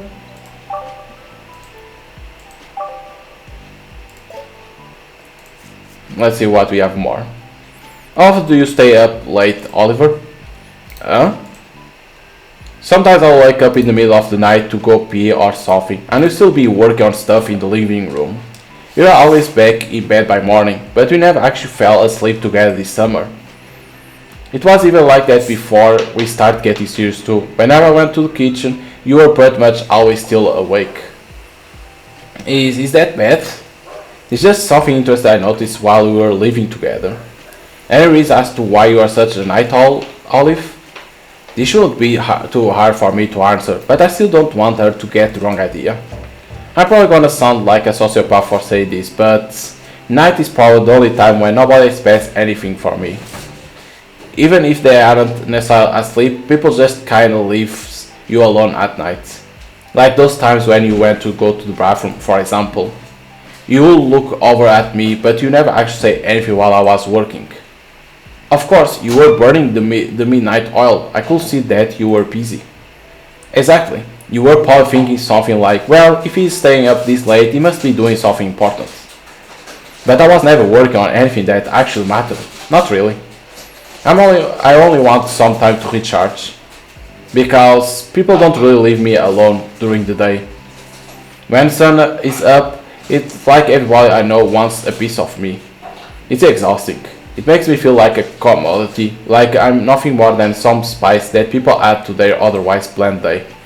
But late at night, the only thing that most people are hungry for is sleep. So I can finally be alone with my thoughts. That's probably selfish to me, but things are just so quiet at night. It's the only time I'm able to think straight. That's probably why we never really went to bed together much. I know that makes me a shitty boyfriend, but I didn't want you to think that my bad habits had anything to do with you.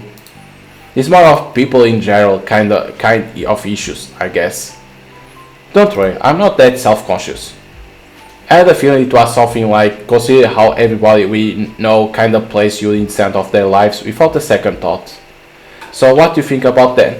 What keeps you at night, Oliver? It really depends. Sometimes it's you, sometimes it's the conversation I had with someone early in the day. But on the amazing nights, it's nothing at all. Not static on the brain, no obligations. Just a liberating visible silence. We can always, so let's head on out. Alright, I got promise to keep, so I'm gonna head out. Okie dokies, do what you need to do. Dream big out there, alright? I'll see you back at the house.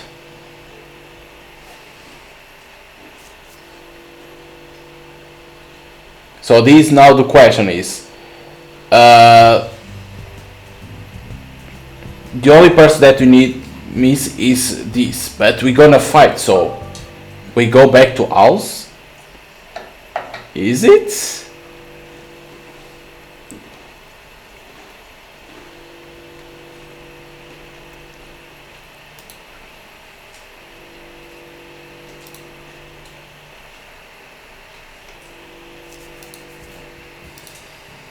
Yeah, that you need to talk with that guy.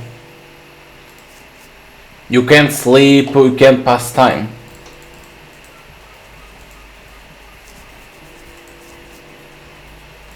Yeah, you can't like go to sleep, nothing, because you need to say goodbye to everybody. Let me see. Because see, say goodbye to. See, Violet is not with a cross. You saw that she doesn't have a cross, Violet. Maybe we need to talk with Violet everything. Stay there all the time. I only want to see if because the goal is say to goodbye to your friends. So the time never passes, right?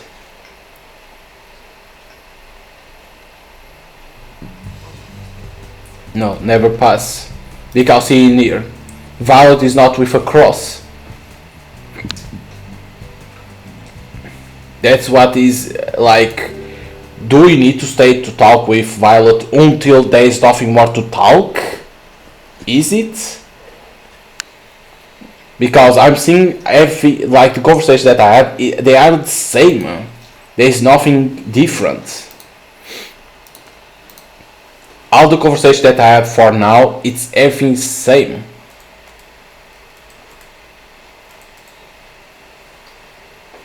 There must be something that you need to trigger to work.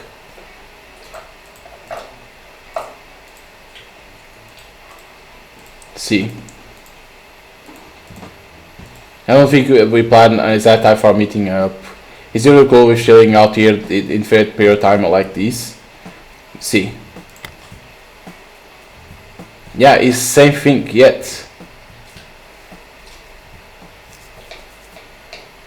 So the wrists. See, I know that's what I should say. I should know my concern. Injury is more our ego boost than anything else. Ah, a new gallery, okay. If it's not exact that, I know I should say something along those lines. Anything more honest will be the state for you to hear, especially today. This same. Okay, so we got Sophie triggered because a new image appeared.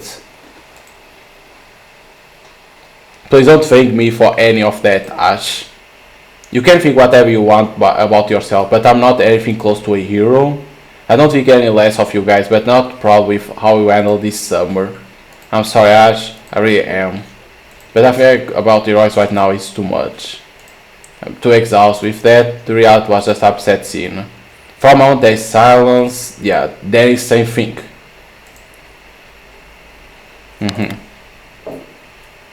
This same.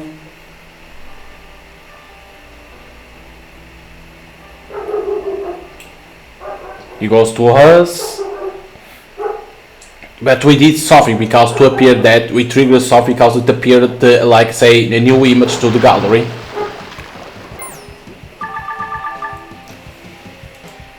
Maybe run away. I tried to attack now and it happened the same thing. I have any time to rush down. Now we go for Violet, right? Or no? Yes, we go to Violet because she sees that we have the bruise.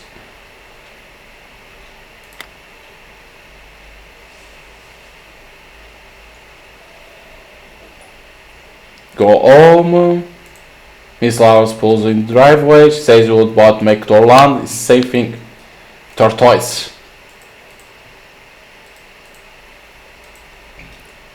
Like, what we need to do? Am I missing something?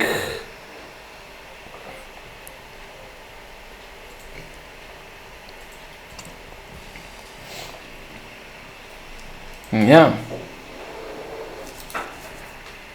Am I missing something?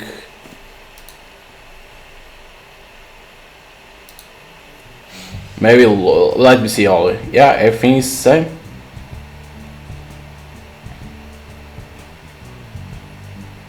I press yes, but I can't load it because I want to load. Because I'm stuck in the same loop always. I'm already in 1 hour and I'm still in the same loop. Nothing different happens.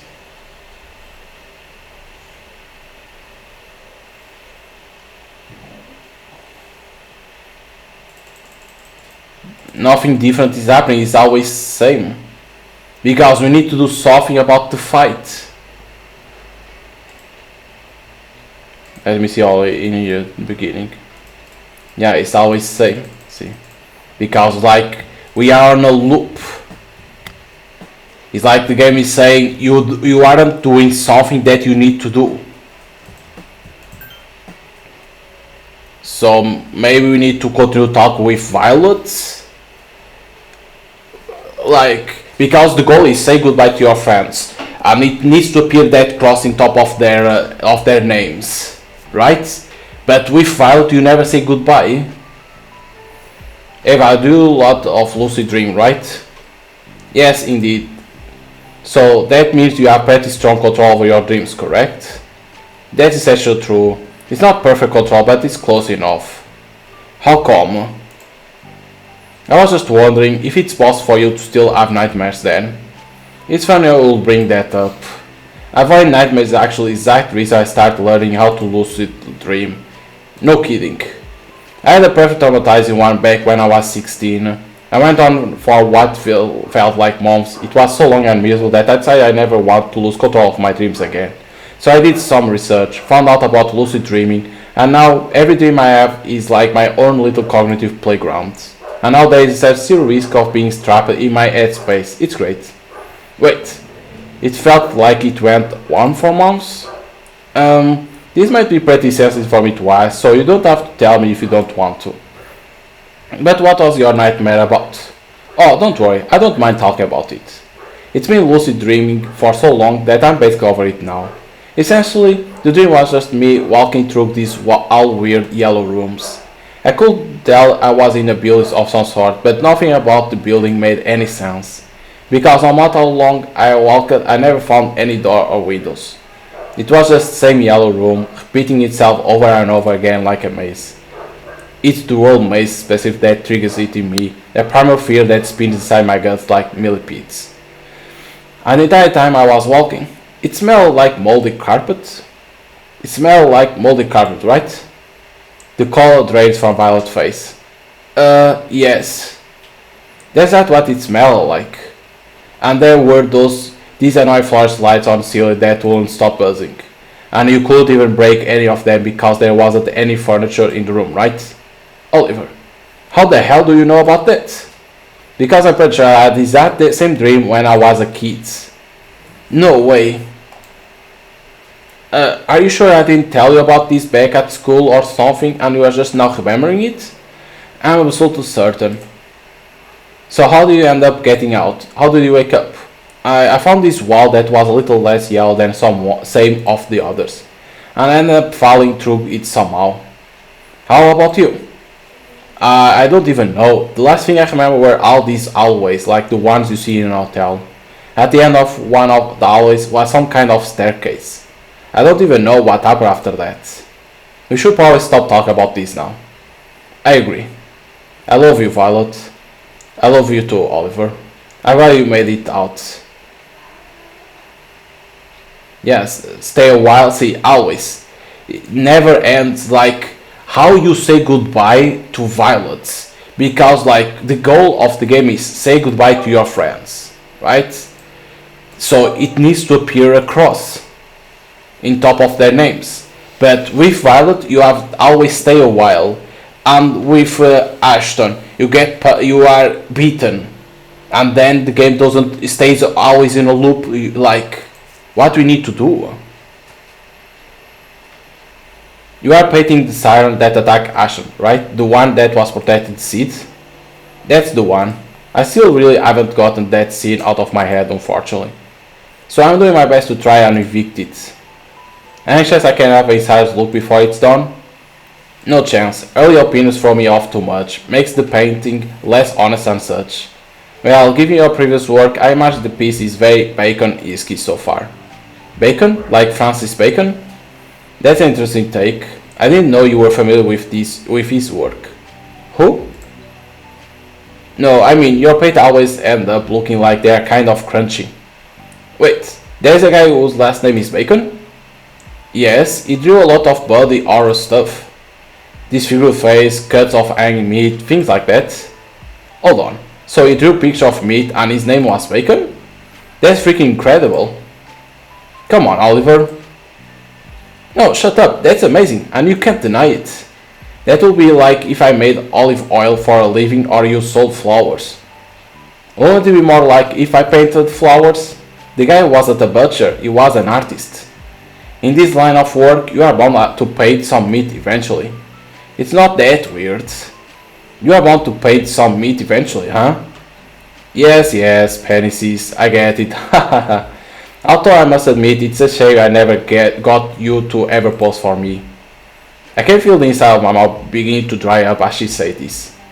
Wait, do you mean like naked? Like pose for you naked? Of course, it's not like there weren't plenty of opportunities. It's a shame it never crossed my mind. I would have loved to have something like that to remember you by. There's no way I will ever be okay with letting you paint me naked. What if someone else end up seeing it? So what, naked people appear all the time in art. It's nothing to be ashamed of. No way, nope, no. Even if it turned out to be the greatest painting on earth, I would never want to be the center of attention like that. You can't fool me, hero. Reluctant hero. Yeah, I bet. It's such a shame. We could have saved the art world with that blood butt of yours. You will end up making it look like bacon. So delicious? Aren't you a vegetarian? So? Bacon still looks tasty. Okay, fine, I'm lying. You win. Stay a while. Living with you has been fun, by the way. If I ever end up having an housemate again in the future, I hope they are as low maintenance as you were. Low maintenance? You really think so? I always felt like such a bother, especially in the beginning. Why? You never gave me any trouble at all. I can't even think of anything you did that was even remotely bothersome. Really? So you were fine with me using up all the hot water every morning? Oh sure, I take cold showers anyway. What? Oh, you didn't know? No? Why on earth will you torment yourself like that? Because I heard that coffee is really expensive if you drink it every day, so I'm trying to find creative ways to wake myself up in the morning. Cold water has been working well so far, so that's why I use it to clean myself off. Huh. I mean, I never help out too much with any of the cooking or anything, so that's not exactly ideal. I'm glad you didn't. That's something I really want to get good at before I move out on my own. The more meals you make, the less chance I have to figure out my own cooking style. I refuse to be one of those adults that's forced to make themselves sandwich every day because they don't know how to make anything else. Besides, you always did dishes anyway, so it's fine. Dishes are easy. You also took out the trash a bunch. Trash is easy too. All you got to do is drag a bag or two down the street corner. It's not rocket science. I can't stand easy, or smell it for that matter. So that works out too. Whoa, I always thought you were just being polite, but my lifestyle really never bothered you? Nope. No matter what negative image you may have yourself, the reality of it is everything about having you around just sort of worked out. I don't think living together with someone is ever going to be this comfortable for me again, to be completely honest. There is a noticeable dip in the tone of Violet's voice as she says this last part.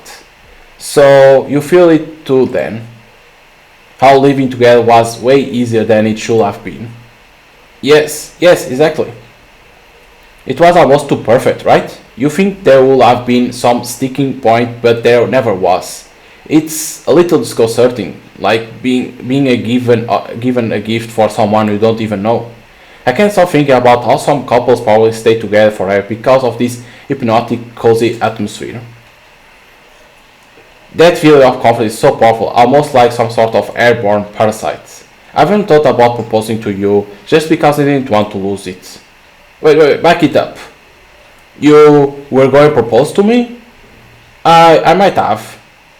I was like halfway to the jewelry store before I realized that I was some kind of trance. Holy shit. I can't. Whoa, that's a lot to process. I mean, I would definitely say yes, but I'm kind of bummed I never got the chance to. Please don't feel that way, Oliver. Making a commitment like that with you just to secure some vague domestic feeling would have been a terrible idea. It's not like that would have been the only reason. Because you still love me, right? Of course. You are my favorite person on the entire planet. I love you dearly. But try to understand, I wasn't even thinking about love in that moment. My only thought was securing this new amazing lifestyle forever. I was completely consumed by that idea. It wasn't about me being in love with you.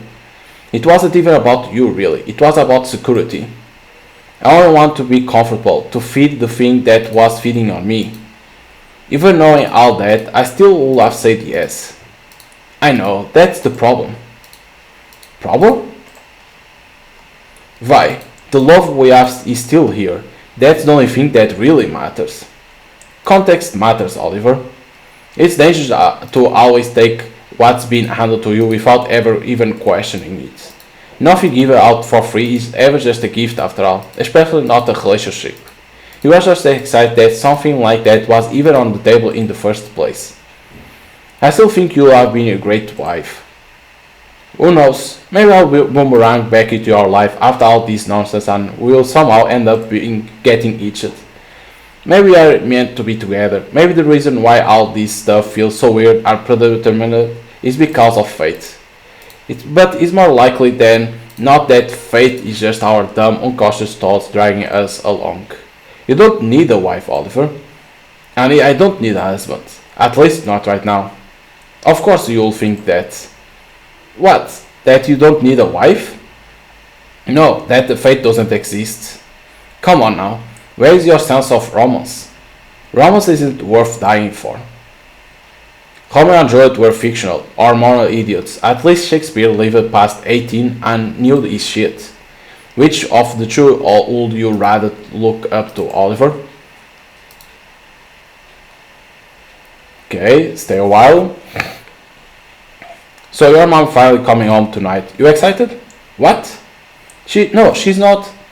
Why would you think that? Pretty sure not even my funeral will be enough to get her to fly back down here. Wait, she's not coming back? No, why would she? Last I checked, she seemed perfectly content just blazing it with Dad up in Denver. Can't imagine her abandoning such a cushy lifestyle. Blazing? Wait, so you're absolutely certain she's not flying down? Who's driving me to Orlando then? How am I gonna get to the airport? Orlando? Oh, that's what you are getting at. Olive, my parents have been living in Colorado ever since I started having seizures. Miss Laws isn't my mom, she's my aunt. Real mom didn't want to spring for any of my medicine, so she ended up kicking me over to her sister. I'm sorry, what? Come on, you have to at least remember that, right? No, what the hell? But Miss Laws straight up calls herself mom whenever I talk to her. Golly on, you sure do take stuff little sometimes, don't you? Why wouldn't I? Seems like a weird thing for someone to lie about. It's barely even a lie though, she basically is my mom at this point. She pays for the food, gives me somewhere to sleep, and sure enough covers all my copays. She may be a failure in every other aspect of her life, but she did a decent enough job worrying about me. And that's way more than I can say about those two fried potatoes of mine up north. A failure? She failed at her chemistry thesis back in college. Got wrapped in a bunch of pseudoscience with her dumb best friends and ended up basing her senior project on something, well, faithless. So she did with what any good student does and immediately panic switched her major to education or something. Shocking stuff, I'm sure. So Miss Lawrence actually want to be a chemist or something? Chemist is a generous way to put it, but sure. Low-level floor witch might be a more accurate title at this point. Damn, Vi, a witch? You are being kinda hard on her, don't you think? No. Oh. No, she's definitely a witch. She could barely go a day without pressuring me into testing out of one of her concoctions. You know that pressure out to well yourself, right? The gentle, maddening pressure someone trying to fix you? God, she was so embarrassing whenever you were at the neurologist office. But doctor, I read online that small dose of X and Y can help the synapse. As long as you drink a table's worth of Z before you go to sleep, that is. Your aunt tried to drug you? Let's just say there's a lot of reasons why I'm plenty happy cooking my own food. You are messing with me, right? Oliver, honey. I was walking fog machine throughout most of high school, remember? My actual prescriptions were already bad enough. Dumping any extra crap into my system would have been insane.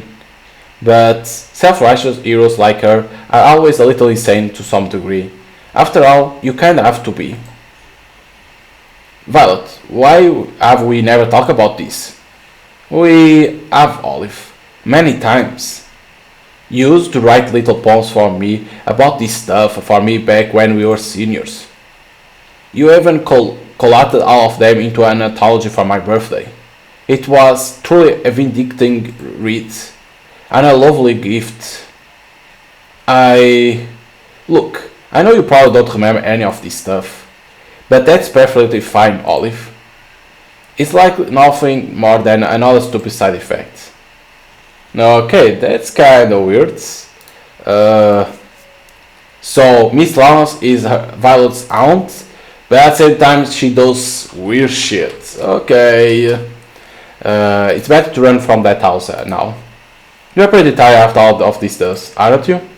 Now that our little escapade is finally over, I mean. I've been nothing but tired. How about you? Are your muscles start to hurt yet? I did notice it as much when we were going into the underworld every night, but now it hurts to even sneeze.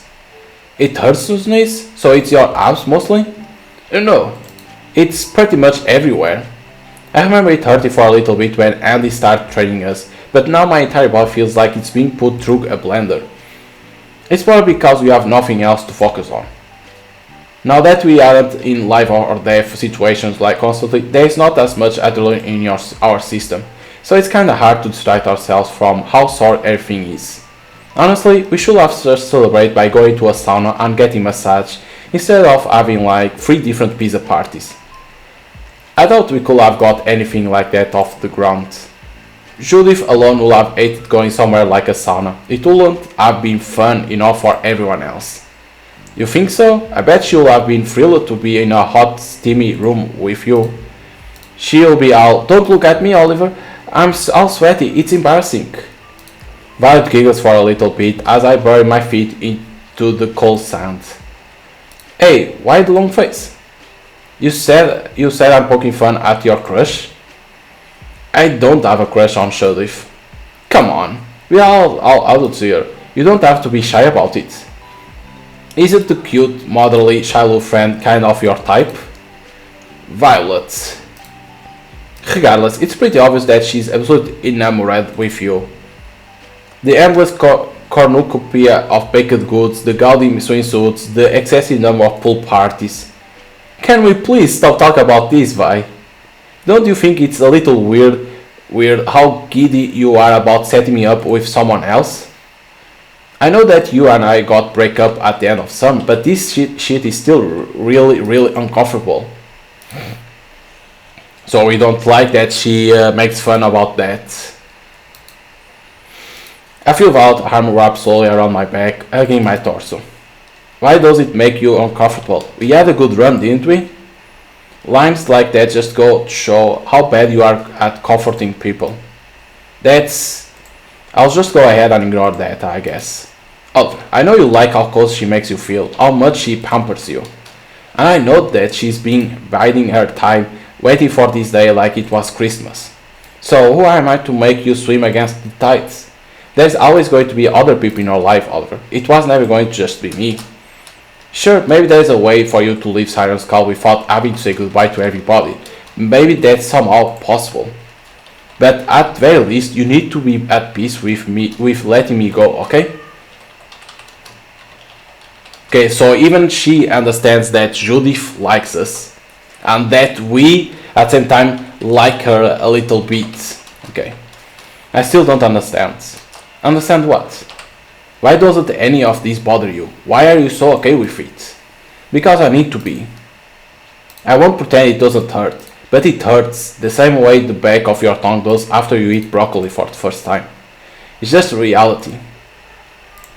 You chase down the shitty taste with some water and move on. I know I really forced us to talk about this way more than you probably want to, and I'm sorry about that. But I'm fine being 8 as long as it helps you guys get where you need to be. Do you think I could ever end up hating you, Vi? I'm not talking about you hating me, Oliver. I'm talking about being hated. Huh? Never mind. Let's just enjoy our time together while we can, alright?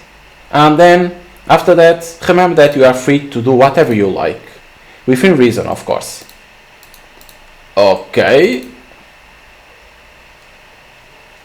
Okay, stay a while. Do you ever think we are given just a bit too much freedom here? You and I had the entire house to ourselves all summer, and Andy and Judith were basically allowed to do whatever they wanted. Yeah, I don't think I ever had this much autonomy before. Even last summer we all still had back home by then. The only really exception were those work sessions we had at Julie's house back in April. Normally, if I ever want to go anywhere big, I had to plan it out like 3 weeks ahead of time with my folks. But this time, I don't know. It's like we could disappear for hours in the middle of the night and nobody will even notice. It's bizarre, right? There's no way any of us could have gotten away without this nonsense otherwise. And it only took 3 days of being unsupervised before we all decided to be big dumb heroes. And now everyone's brains are fried. Kinda makes me wish we had more of a curfew. Wait, really? No, but you get my point.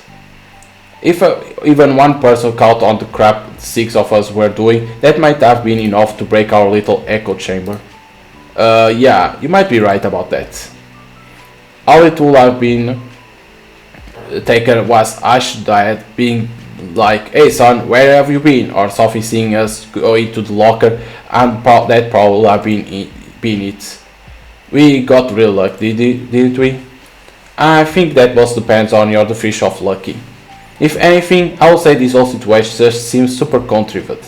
Even some of the stuff we did in the underworld seems way too convenient. Like how lucky we actually were to land in the rib cage every time we crossed it over. The rib cage? That's your idea of lucky? That place was creepy as hell.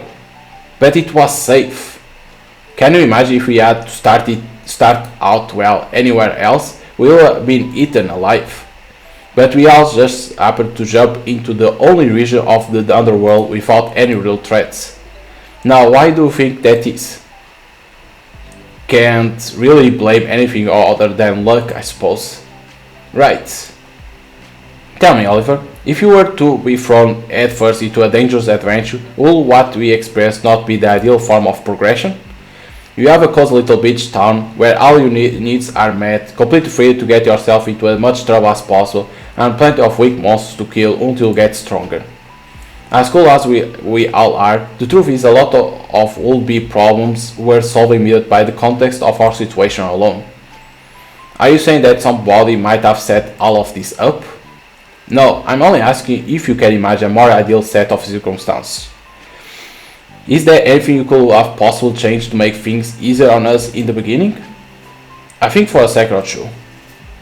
We could have been dating from the beginning. That's something. Oh please, that doesn't count. Yes, it does. My morale would have been higher. We wouldn't have got beat up as much. I'm pretty sure that's not how it works. Of course it is. The depth of your bonds determines everything. Why do you think I spent so much time hanging out with Emil on Wednesdays? Because that's where you two had your little book club? Exactly. What the hell does reading books have to do with fighting sirens? Well, knowledge is power, right? Okay, fine. I just want to make out with you a little bit more. But don't act like that wouldn't have helped. Whatever you say, darling. Yeah, like, never ends. Like, what you need to do? Because I think I'm on a loop.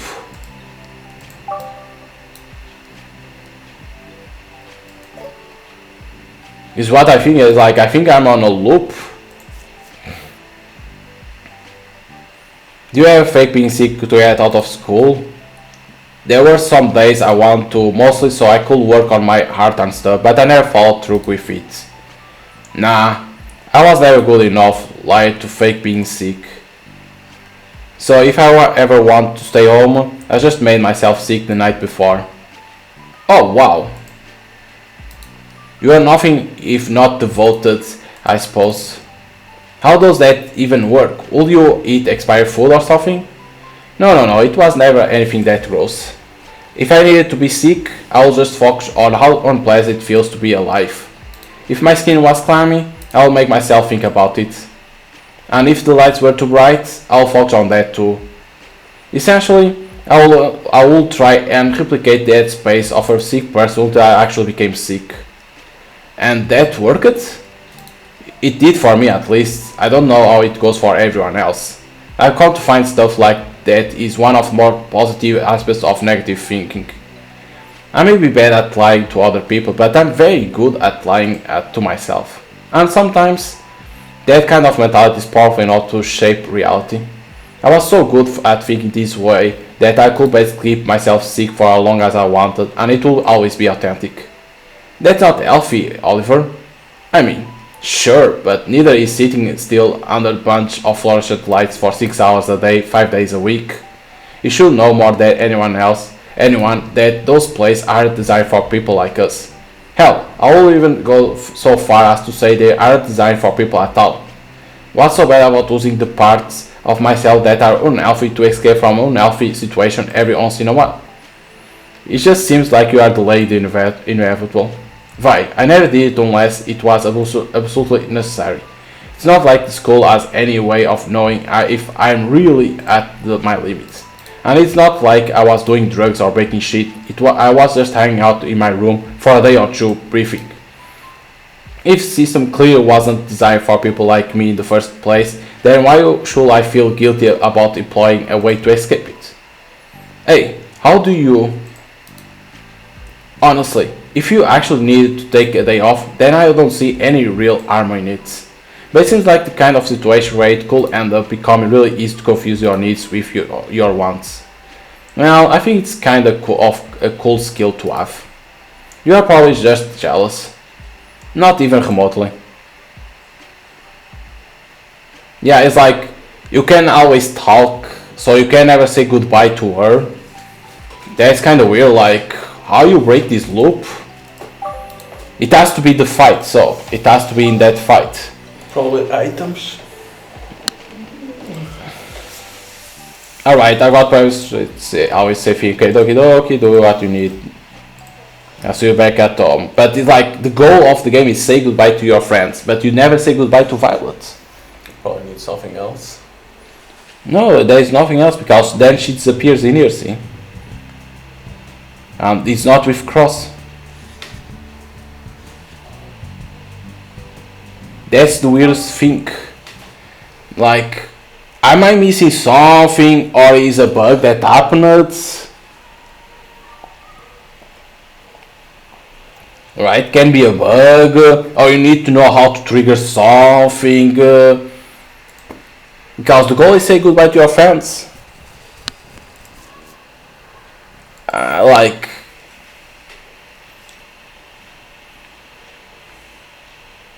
because if the goal is to say goodbye to your friends, like it passes not time. Can I stay in house and do something else? Because it was say 4 hours left, right? Okay, I went home and do that. But then time doesn't pass. Because the game wants you to say goodbye to Ashton.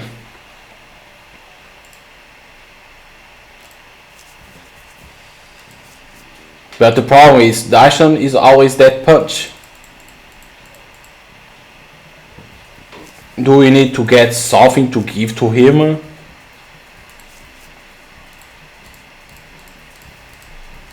This about that, spice rack, nothing more.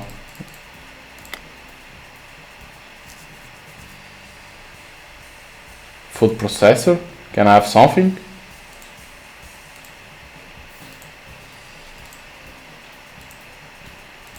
No.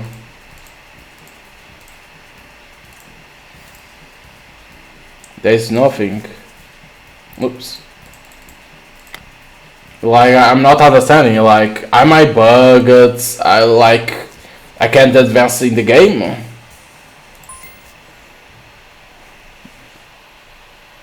Is what it is. Like, every choice on Ashton leads to him to punch me. But there is run items. Do you have any items? You can't see, we don't have any inventory. It's like I press punch, nothing happens. I press analyze, nothing happens. It's like the game doesn't let me do nothing. It's like I'm stuck. No.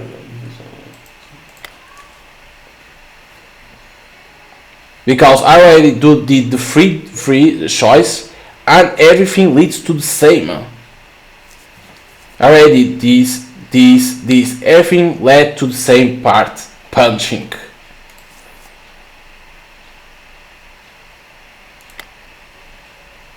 Because even when I say this, it unlocked like, okay, it unlocked an image. I was like, okay, it triggers something, right? It was different from the other two, okay. But it led to the same shit, led to the same part, like we go to the fight. And it's like you can't face him. Because you lose. Let me try run away. Okay, maybe it was run away that it will be. That's right, that was always an option. I don't have to fight him. I don't need to fight him. Even if I could win, good will come of it? If Ashton is regressing back to his old self, then the only way for me to help him is to not feed into his behavior. As I pass my friend and run out the door of the diner. You are a fucking coward, Oliver. Ashton's voice is close behind me. What I say next both surprises and excites me. I don't care. I can't help but smile after saying that and hurl myself as hard as I can down the endless grey of the sidewalk. It was only press you ran away, like, so why do you have other options?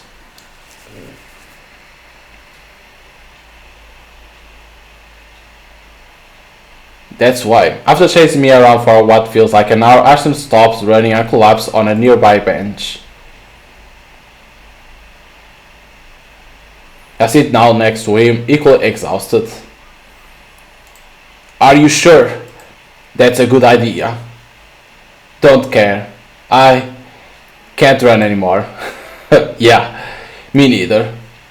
You are still getting punched. Just give me a bit. For a minute or two we just sit there, marinating in our own exhaustion. So why putting other options when you can't do nothing? Because people will get confused. People will like think, okay, do I need to do something else? Like, if you can only run away, just put run away like other games do. Like, you can only for now run away. You press run away and it was done. Not attack or analyze. Because people think that you need to do something then. Man, I worked really hard to give this crap up. And now you got me chasing people down like it's high school again. I worked so hard, so why couldn't you just let me have this? I'm not trying to take anything away from you, Ash. I just don't feel great about how I handled things this summer, that's all. Then you should have kept it to yourself, asshole. You forced it out by feeding me all that crap about us being heroes. Kinda hard to keep that much garbage in our system all at once. Damn it, you are so getting punched. We keep looking to the sidewalk as we catch our breath, watching non-script people do non-script things. Try to rest. This really sucks. I didn't want to be like this. I only want to hang out for a bit before you left. I know. I'm sorry, man. I wasn't trying to bring you down, but I couldn't keep acting like I was some great hero or whatever. It just doesn't really feel real. Ashton shrugs. Real, huh? I didn't know that was the kind of thing someone like you even cared about. Oh well, I guess this was gonna happen eventually. Violet probably only said that all that scary stuff because she could tell you were feeling it yourself. Huh? Wait, really? Are you sure about that? A roguish smirk crawls across Ashton's otherwise exhausted face. Pretty sure. After thinking about everything a little bit more, it makes some sense. You weren't speaking for Violet back there. She was speaking for you during our last meeting. I'm sure she believes a bunch of that stuff about the Sirens herself, but you still live together, right? We do, but so what? So, she probably saw something eating away at you after we killed the seeds. And then, after seeing that, she spoke on your behalf so you wouldn't get chilled out in front of everybody. That's surprising insightful. It's not surprising, dude. Couples do shit like that all the time. Even with my own painful limited romantic experience, I still know that kind of stuff is pretty normal. Wait, experience? Well, experience might be a wrong word. Forget about it. Shit's not important right now. What I'm trying to say is, like, I know we have been giving her lots of crap lately, but Violet's still quite the woman, you know? Take it from me, most people our age aren't that mature. You're lucky to have someone like that in your life, someone who's actually into you. So don't screw things up by saying something dumb and making her dump you, alright? I look back out toward the sidewalk. I don't really have much of say in that anymore, unfortunately. Violet already agreed to date me if we both promise to split up after I leave for college. Oh damn, for real? That sucks. I had no idea. Still, Vi is not the kind of person to make you agree to something that we're just for shits and giggles. But sure you two aren't the kind of people that are cut out for long distance relationship anyway. No offense.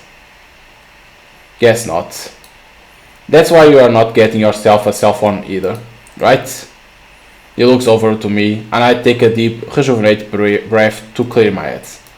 Hey Ash. Yup. If you're gonna punch me again, can you get it over with already? I'm not too big fan of the lady variable, you know? I say this, and Ashton laughs like a drunken warlord. Oh, really now? Is that so? Nah, I already said I'm not gonna hit you. I still wanna hit something though, if I'm gonna be real about it. Ashton points to a furniture store across the street. Let's go there. I need to buy myself a new pillow anyway. Without even waiting for a response, Ashton jumps up and starts walking over to the store. It was only run away, so why we have all the options. Still exhausted but waking up, I follow after my friends.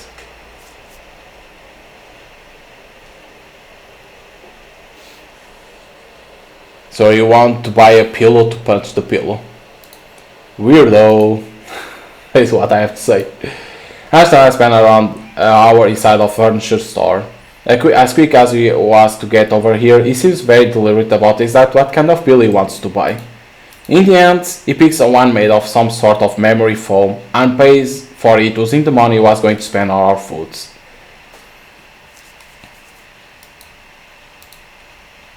After a while, we find ourselves somewhere around the park. He has a pillow now. Ashton hovers at the edge of an old dock and stares out over the water. You were right about my dad, by the way. Ever since the end of July, he's been completely different. There you go. A fully committed father with no self-destructive tendencies whatsoever. He's perfect. Absolutely perfect. I put myself next to Ashton on the dock. So is what you said before true then? Are you really okay with that? Man, I don't know. I don't know how I feel. It works out great for me, obviously, and I'm sure he's happy. But it's not like he was ever a real danger to anyone but himself. He may have brooded a bit too much when he was drinking, but he was never completely out of his mind. Hell, forget his mind. Once work was over, he was never even out of the freaking house. I think he knew how dangerous that would have been. Even when he was drunk, he was still a real person. He was still his own man. But now it's like a bigger chunk of his actual brain is missing. He's more of a cartoon character than a real person now. He didn't get to choose if he wanted to be like that either. I chose for him. I chose for everybody. And I think that's what bugs me the most. Ashton squeezed the pillow he brought against the side of his body. Hey, do you think what Violet said was true? What we did to their brains when we killed that thing? Do you think it's permanent? I probably shouldn't sugarcoat this. Yeah, I think it might be. Or at least that's how it started to look. Do you think it's fatal then? Damn Ash. That's... I don't know, man. I'm sure it's not. But even if it is, you shouldn't pull all the blame on yourself. If I actually stopped and thought about the consequence of killing Sirens, if I did my work and discussed what I knew a bit more thoroughly before we went into kill the seeds, then maybe we all could have found a solution that wouldn't have resulted in something so drastic. But none of us said anything, not even Violet. In the end, we all want to romp around in their brains and be big dumb heroes. So we are responsible for this, Ashton, not just you. He nods. For a while, we both just sit there looking out to the water. So Ashton finally is realizing that they are brain dead. The people now that live in the island are brain dead. They are not the real person anymore. So if all that stuff is true, then I haven't really grown up at all. I still solve all my problems by rushing in and beating them down until they are not problems anymore. So if that's still how I do things, then I haven't really changed, have I? That's not true. There's no way you haven't changed it. It may not feel like much, but you are absolutely aren't the same person you were back in junior year. None of us are. Bullshit, you can't prove that. Well, you weren't shoving Emily to lockers anymore, so that's a start. I mean, okay, normal lockers, Ash. And I know it's probably not saying much, but you have way better taste now that you aren't in high school. At least as far as friends go. But is that even good enough? Is that enough of a change? This was my last summer vacation, Oliver. I had 3 months left, and if all this shit we did really can't be taken back, then at this rate, I'll never be the kind of man I want to be. I know that's a stupid thing to care about, considering everything that's happened. But I'm scared, dudes. I'm scared I'll just keep rushing and making things worse forever. I'm scared that all the cool shit I've done in my life is just fiction. I'm scared I'll never be an actual hero.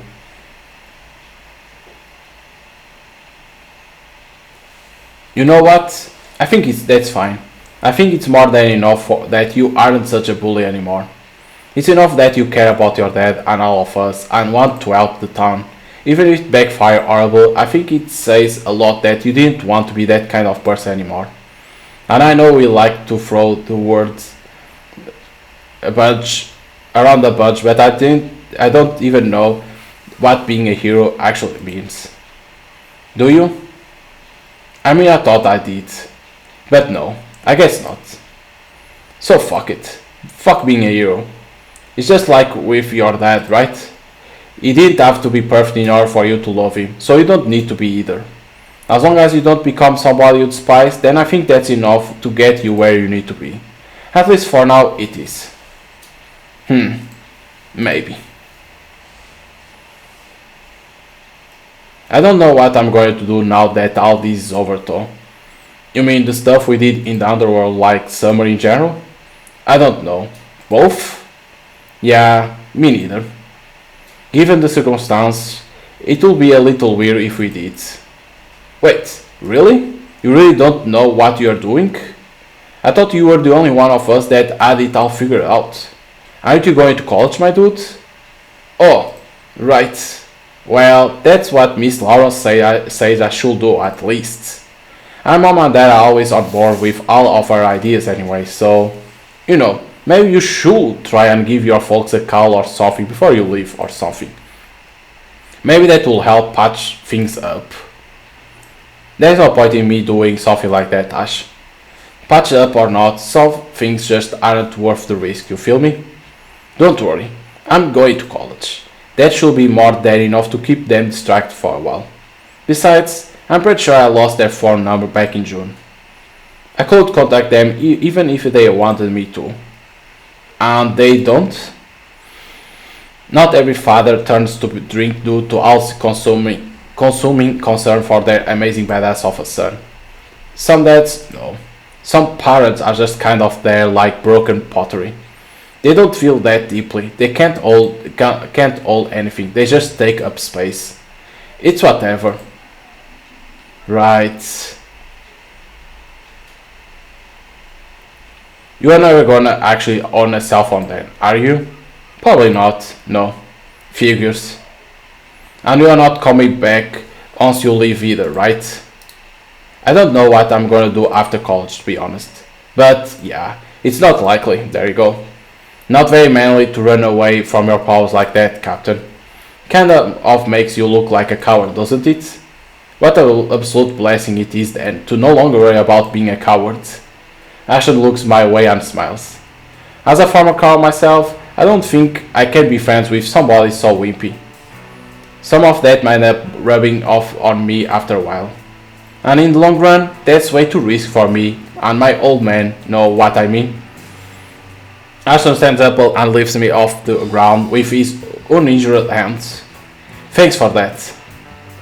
Heh, you might be a wimp, but you could have easily gotten up by yourself. No need to thank me, right? No, I mean, thank you for making this so easy. I was certain that saying goodbye to everyone was going to turn out much, much worse than this. Oh. I had to break it, Oliver, but it's probably not going to be this easy for anyone else. Just be great that I'm not the type of man to get too bogged down by this crap. Down this crap in the first place. Can't say the others will be so cool about it though. Ashton hooks his arm around my neck and gives him a firm hug. But I know you'll figure it out. Just keep it real. Remember what's real. You do remember, right?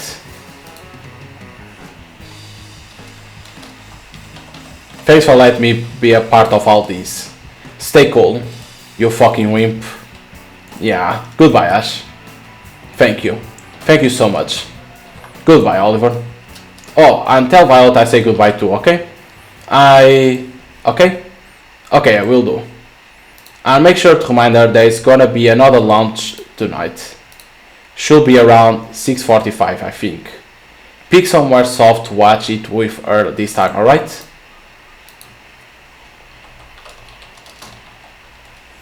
And with that, Ashton leaves, flying the pillow he just bought over his shoulder and walking south towards his father's house. Okay, another journal. Like, I passed so much time trying to understand how to move forward, and it was only press run away. Like, goddamn. After saying goodbye to Ash, I make my way over to the beach, hoping I'll find Violet there. Sure enough, she's in her normal spot, painting something on one of her larger canvas. Hey there, Vi. Hey there, olive oil. I walk over and sit next to her in the sand. After a minute or two of painting, Violet reaches a stopping point and looks over at me on the ground.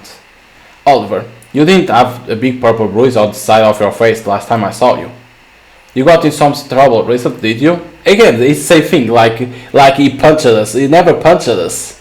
Yes, I know. Ashton punched me, but it's fine. How he punched you? Run away. We work things out pretty quick. Really quick, actually. He punched you? Christ on a cracker, why? We just had some disagreement about the Midnight Guard mostly. But we talk it out, and I think he's cool with me leaving now. Val sighs as she places her paintbrush down in a cup of murky water.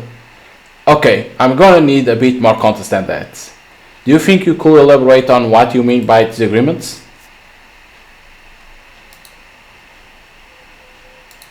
So now we are telling about disagreements. But it's like how you got punched. It's like he never touched us, come on. I spent the next 30 minutes or so telling her pretty much everything Ashton and I did today. Violet listens clearly over the moon to have me talking normal to her again. I see then. So if we really forgave you that quickly, then it's likely that happened at Crab Bucket was an extinction burst. An extinction burst? Wait, where have I heard that before? Miss Wilson's class, maybe? She taught us about it last year, remember? It's a period of time when a problematic behavior gets really extreme right before it gets better. They are more common in children, but for deeply rooted behaviors, extinction bursts can happen in adults too. You kept saying stuff Ashton didn't want to hear, so he needed to get you to stop talking in order to feel comfortable again. So he tried to solve this problem the only way he knew how. Oh, okay. Violet rubs her forehead and sighs. Let me ask you this. You say Ash felt like he was regressing by treating you, right? Yeah, he kept saying that he worked really hard to change who he was and didn't like that I was making him act the way he did in high school. And this was right after he was done chasing you? Almost immediately. Right. And he didn't end up punching you a second time like he said he was going to either. Did he punch anything afterwards? Nope. All he did was buy himself that pill and then talk with me for a bit at the park. He didn't punch the pill after he bought it? No. If anything, he spent most of our conversation hugging it. He was hugging it. And then we say goodbye. No bad blood whatsoever. That proves it then. Comfort. So much of time. That's all any of this ever about. Ashton probably didn't punch anything because there was no longer value in that behavior. It was no longer something that would bring him comfort or make him feel empowered. So I'm almost certain it was an extinction burst. Is it ethical to be sizing up our friends like this, Vi? Is it bad to ignore how they might be feeling after experiencing something so intense? It's not like I can ask Ash how he is really feeling anymore, and an educated guess or two is about all I'm capable of at this point. Besides, that's all they are, guess. I'm not fully hard enough to assume my perspective on him is a different portrait of reality. Right, of course not. But two of you are pretty lucky. As far as conflicts between friends go, I think this is probably the best possible outcome. The best, really? No. There is no way that's true. How come? Well, I spent a second or two trying to put my thoughts into words. Because a longer lasting friendship would have been way more helpful to him in the long run. Me ducking out of his life this early isn't that doing him any favors. I say this and Violet moves in closer to me, speaking in a voice so quiet I can barely hear her over the sounds of the ocean behind us. You don't really believe that, do you? Olive, don't you know that sometimes a thing is more powerful in the moment right before it dies than it is at any other point in its life? Ashton was grateful for what you gave him that moment, so he gave you what you needed to. None of what you're going through right now is a disaster. It's a gift. It's giving you the chance to move on. Is that another one of those educated guesses of yours? What else could it be? We are just clumsy artisans, trying our best to sculpt this vague stuff of ours into something coherent. She kisses us. Don't worry too much, Olive Oil. Out of all of us, Asher is probably the best equipped to handle adulthood. Even if he's nervous about it, he's not gonna let anything slow him down. He's just that kind of guy. So a rocket that is said like to go see with Violet, right? The ground around us began to lightly rumble. No way! Could it be?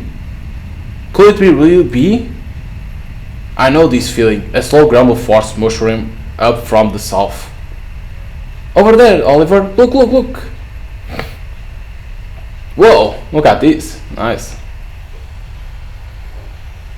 Violet points down the beach and starts hopping in place. Sure enough, it's another rocket. The boys and girls down at Cape Kennedy are launching another rocket to space. That's weird. Isn't it still a little too cloudy for a launch? Who cares? Look at it go. Look at it go, Oliver. Haha, there's not a thing on earth that can stop it now. As Violet below a construct of metal and flames shoots itself into the sky, her fervor fades into a silent wonder. Rockets, huh?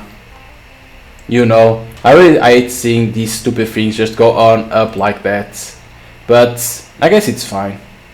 It's fine as long as she can be herself again. No matter what I may be feeling right now, I shouldn't let it get in the way. Violet should be allowed to enjoy this moment. She should be allowed to be happy. That's the only thing that really matters to me right now.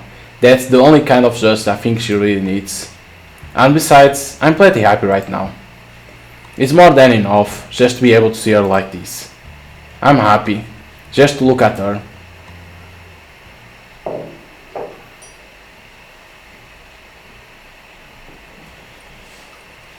And then, just like that, it's gone. Another lucky fool has freed themselves from Earth's earthless gravity. Whoa, incredible! It's been so long, I completely forgot how amazing those were. Oh, I wonder if anybody else got to see it. I should call Julie found.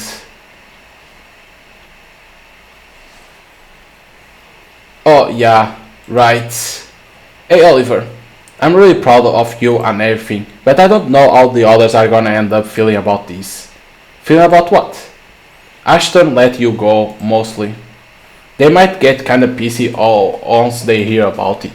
I think they will have quite the bone to pick with you once they catch wind from him about what happened.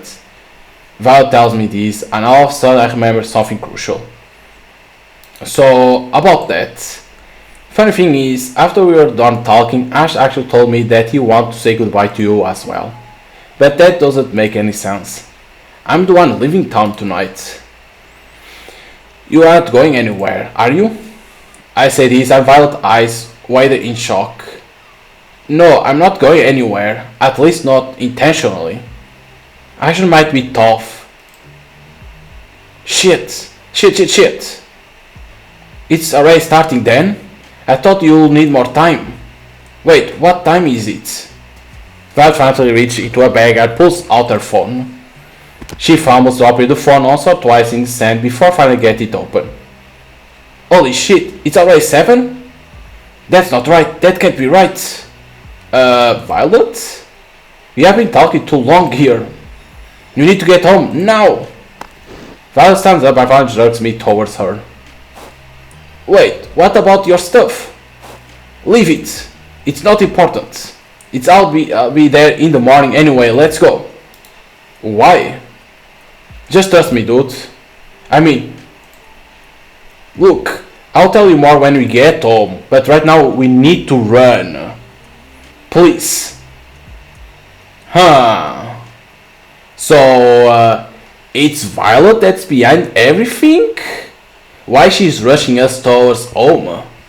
I do what I'm told and run as fast as I can back to Violet's house. Violet, normal one trip over her feet, sprints in front of me with precision and purpose.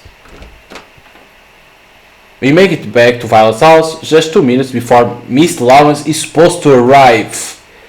Okay, Violet, we are here.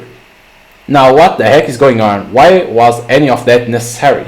You couldn't have waited a minute. Violet, hunched over and panting from exhaustion, slides over to me and puts her hands on my shoulders. Oliver, listen to what I'm about to say very carefully. It really doesn't matter if you don't know what's going to happen next. It's fine. That's fine. You don't have to know what's going to happen. Just keep moving forward until you come out the other end. Are you talking about college? Yes, whatever, yes. Just listen for a second, okay? I know I might have said some stuff before taking it slow, but the truth is you are in way too deep now. You already made your choice, and now you gotta push through. You need to reach escape velocity. If you stagnate and end up doing this halfway, you might as well be dead. Wait, what? Things might be a little weird from here on out, and you are probably gonna end up being really uncomfortable at times. But stay committed and do what you need to do, not necessarily what you want to do. It's the only way you're gonna be satisfied with what's to come. And once you are done, once you are on the other side, once it's over. Whoa. Judith hands me a sheet of paper after school. Apparently, her and the rest of the student council want all the seniors to vote on how they graduation this year. They do graduation. Blue or black robes? Black? Rose, probably it's rose, no? No, I think it's robes because it's graduation. It's graduation. Black, right? Every graduation is black. Robes, no, right? They A blue.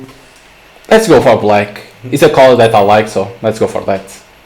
Yeah, because they can be blue, like some category 1 complete. Yeah, because it was about Ashton. Huh, but Violet was talking about this.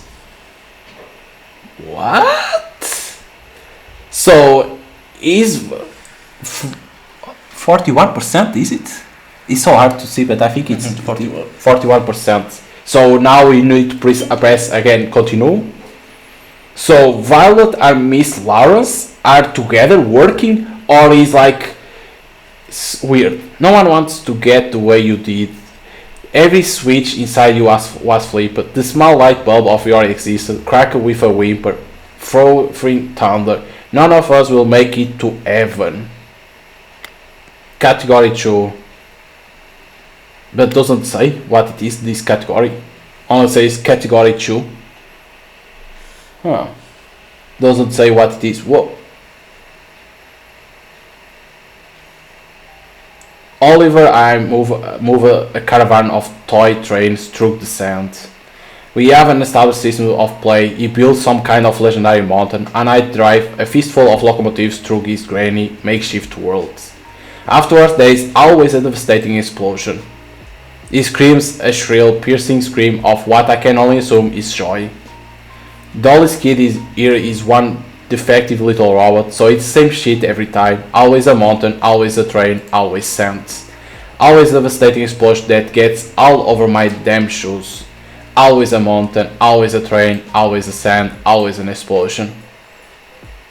Whoa, always appearing this. Okay. Holy shit. We repeat this cycle ad infinitum until a large blast shoots some sand into the poor kid's eyes. Dad, it hurts so much. Help me, Dad, help!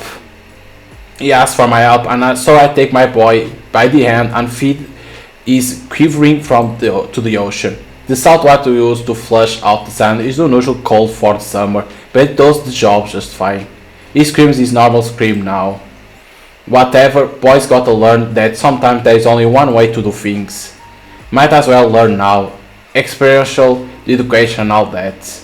Because it's only after his face is drenched and his vision is clean that we can truly begin to understand each other. And, after all, a little water cleans everything. A little water cleans everything. Hey Dad, if somebody really loves you, then why would they leave you?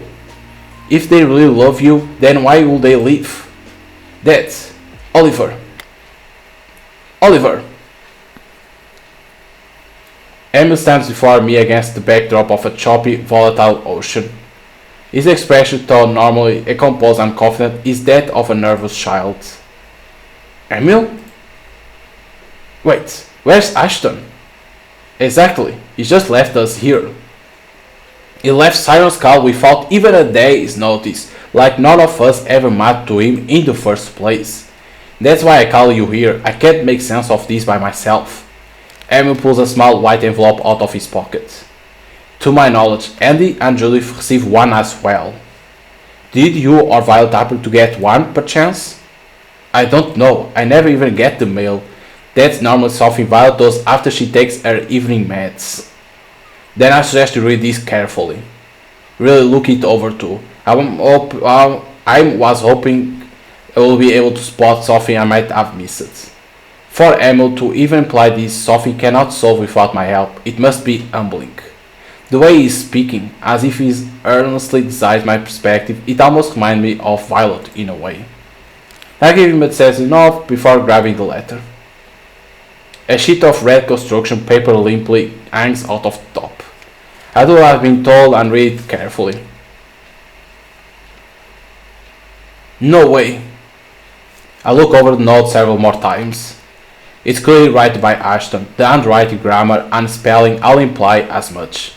Even so, this doesn't make any sense.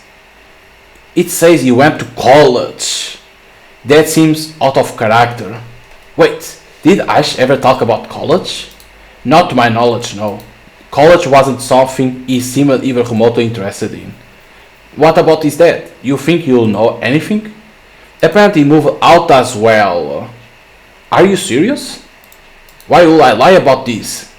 Emil's eyes dilate with panic, leaving no room for any resembling deception. What's more, they didn't even bother locking the door to their house. There was no furniture, no beer cans, no garbage. There wasn't even any food left in the fridge. Emil begins gesturing to himself, like he's frantically trying to stuff his word into some kind of invisible box. His phone number wasn't been working either. They just vanished. No signs of a struggle, no signs of life at all. Just gone, like the universe simply didn't have a need for them anymore. Emil isn't even trying to look composed at this point. His demeanor is that a mad scientist clowning into the air for some vital answer that's barely out of reach. What about the underworld? Could this be our fault somehow? Is there any strange activity happening back there? No, I already checked. The backside of the lock is still barren. Even where Ashton's house would have been? Maybe a real powerful siren made him sleepwalk or something? Were there any signs of siren activity at all? I will look everywhere for him. And there is nothing. Oliver, you are only recommending things I already considered. Give me something new to work with. Please. Emily isn't acting how he's supposed to. He's panicking, clearly reaching to the limits of his desperation. I look over the letter one last time. It is a little weird how he doesn't even say what college he's going to. He just says, I'm heading out to college. There's no clues to his actual destination. You can't even tell if he's going to out of state or not. So maybe college is a code for something else? Have you compared your note with Julia or Andy's? Maybe there's some kind of message here that he didn't want anybody else to see? A splash of color turned to Emil's eyes. He snatched a slip of red paper from my hand and begins frantically looking it over. Do you think Ashton is capable of something like that? Maybe, who knows? Maybe it's not even that complicated. Maybe we just need everyone else to make sense of it. Did you read the note that Andy and Julie got? No, not yet. I was in a bit of frenzy after I read mine, I'm sad to admit.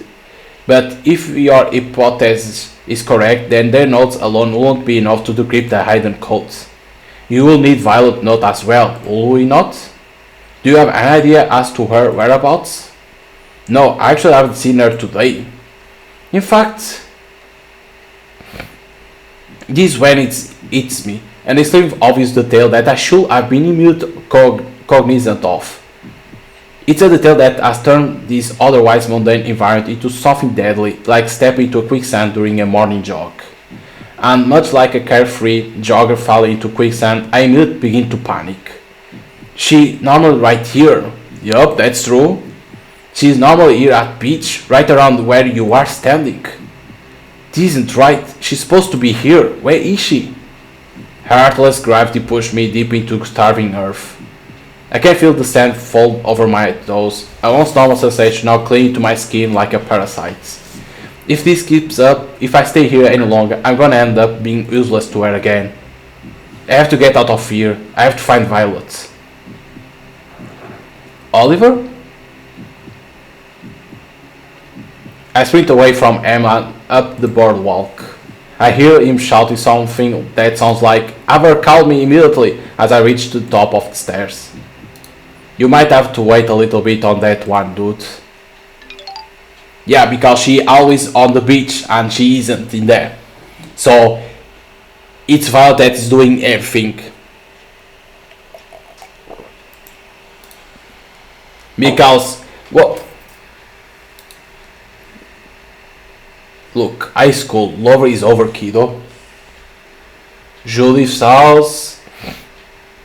Whoa... Wait a minute, there's a now. So, because Ashton say goodbye, like to us, say that he doesn't. He was say goodbye, like okay, we are friends, but you go to college. So he say that really goodbye, right? Saying to like say simple goodbye, like letting us go to college, right? And Violet didn't like that. It seems that she didn't like that. Then she saw the hours, it was almost 7. She said to us to rush to the house. And you see what happened. We rushed to the house. Miss Lawrence, the aunt of Violet, was coming at the same time, was reaching to the house. And that's when everything happens. When Miss Lawrence reached to the house, we go like... we can't go to college, like you... It's like something happens, right? Like your plane is delayed, or like that tortoise were appearing in the streets, and you couldn't go to that place. You need to stay one more time in this island. So we could see her say, like we need to rush to the house because it's when Miss Lawrence was reaching, and like that. Then she talks weird, like right, like she was saying like something weird in there, and Ashton disappears because of what he said. He was letting us go. So, weird. Weird. So let's see what is this. High school, lover is over, kiddo. Because this is a new place now. And then immediately, Violet is not on the beach, and she's always on the beach. That's the thing that he realized, that she isn't there. So what happened to her? But now I think we got some answers. That Violet is behind everything, Or even if she is really Violet, can be a Siren, right? Now I won't risk breaking into the school during the day, but this is an extreme circumstance. I carry through our novel spot on the roof. I don't even bother consider my presence as I sprint through the glossy hallways. But she's nowhere. Not in the bathrooms, not in the cafeteria. Out of habit, I fling open the door to her locker. Locker 713. But there is no Misty, the ethereal portal on the other side, and there is no Violet. There is only dust. So she simply disappeared? Okay, so we went to there, nothing. We can go to our house. It's not our house, it's Violet's house. But we live there because we are waiting to go to that place.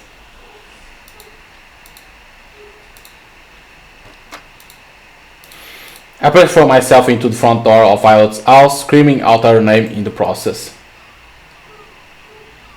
But it's empty as it's been all summer. My chest swells with a dense, anxious feeling as I dash back outside. I don't get it. If Violet wasn't at the beach, then this should have been the next most realistic place for her to be, right? Frustrated, I check the mailbox for Ashton's letter as I may make my way back out. But it is, of course, empty, of course. Because I think she won't receive the letter. Come on, she won't receive the letter. That will be stupid. So let's go to the crab bucket because Ashton will be in here in this restaurant. So if now Ashton doesn't exist, she'll be Violet in here, right? Flagger as per normal is lit with our victims, their soulless figures drifting aimlessly on the tropical winds. My first impulse is to ask one of these husks if they have seen Violet anywhere, but I know they will probably just regurgitate some generic statement about the weather or something. They don't even bother commenting on my behavior as I shamelessly dash through their shops and eateries. They all just smile. I reflexively scan the area of our Ashton as I move past the crab bucket, only to remember that he too is gone. So she's not here even. And then call out to them both one last time before moving on. Okay, so she's not even here because this was the place of Ashton. So she's not here too. Let's go for the park, where Andy should be in here.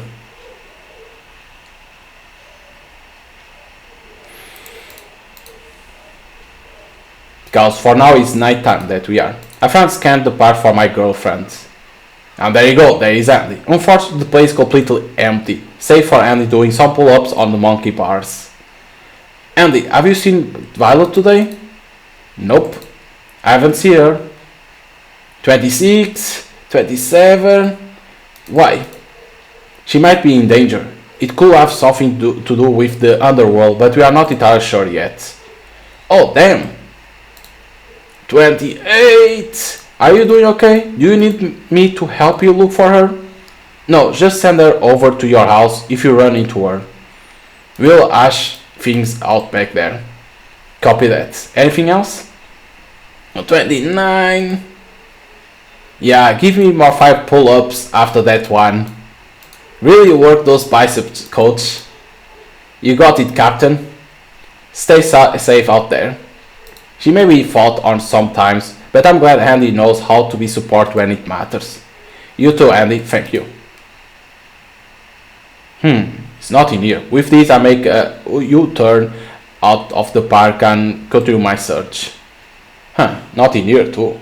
But Andy is still in the park because it's the place where she is always, okay. Let's go to the library where should be Emil. But Emil was on the beach now. Will he be in here now in library?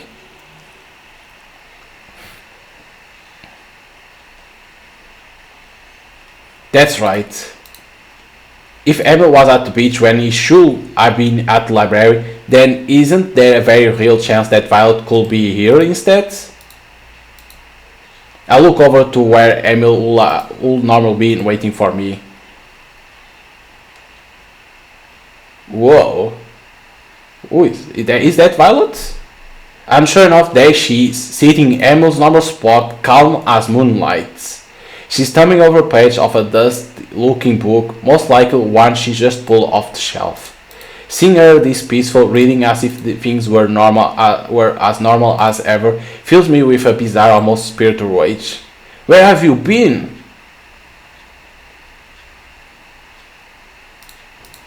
Oliver, you are shouting. We are in the library. Keep it down.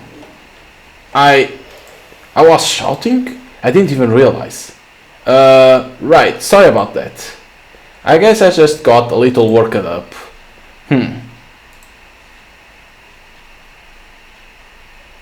Now with different outfits in this place.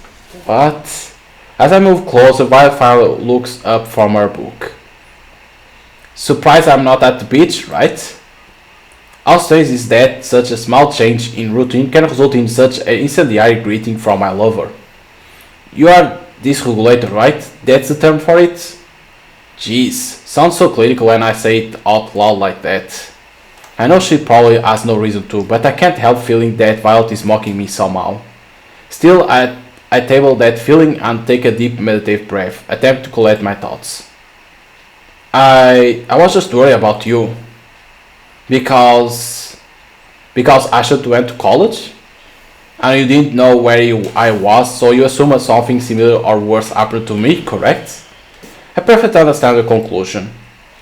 Val pulls a red slip of paper from her back pocket and hands it to me. But as you can see, I'm doing just peachy.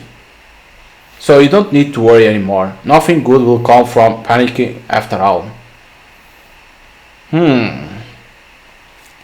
I read over a copy of Ashton Light slowly, combing over the words for anything distinct. However, it's no different from Amos, no different at all. I don't get it. What does this mean? It means he went to college, Oliver. I won't overthink it too much. Ashton was probably ready to move on, and so that's what he did. It's not like there was anything left to challenge him in Siren's skull, right? So why would he leave? And I hand Ashton Light back to Oliver, who generally places it in her back pocket. I just didn't think he'll be the kind of guy to do something like that. I thought he wanted to keep on living here, keeping on work with his dad, keeping hanging out with his friends. I mean, I'm sure that's probably what he wanted. But doesn't that sound a bit too predictable for someone like Ashton? It might be fulfilling enough for a year or two, sure, but then what? I can't imagine him being satisfied with that kind of life for long. Violet clearly doesn't seem upset. One of her closest friends just left without saying goodbye, and she doesn't even seem fazed by it. You knew this was going to happen, didn't you? I had a feeling, yeah. How? Did Ashton tell you beforehand or something? Nope. Like I said, I had a feeling. People can't avoid what they need forever, and Ashton definitely is the kind of man that needs to get the hell out of the lodge. Everything about this, even right down to how he left, was inevitable. And I don't blame him for it in slightest.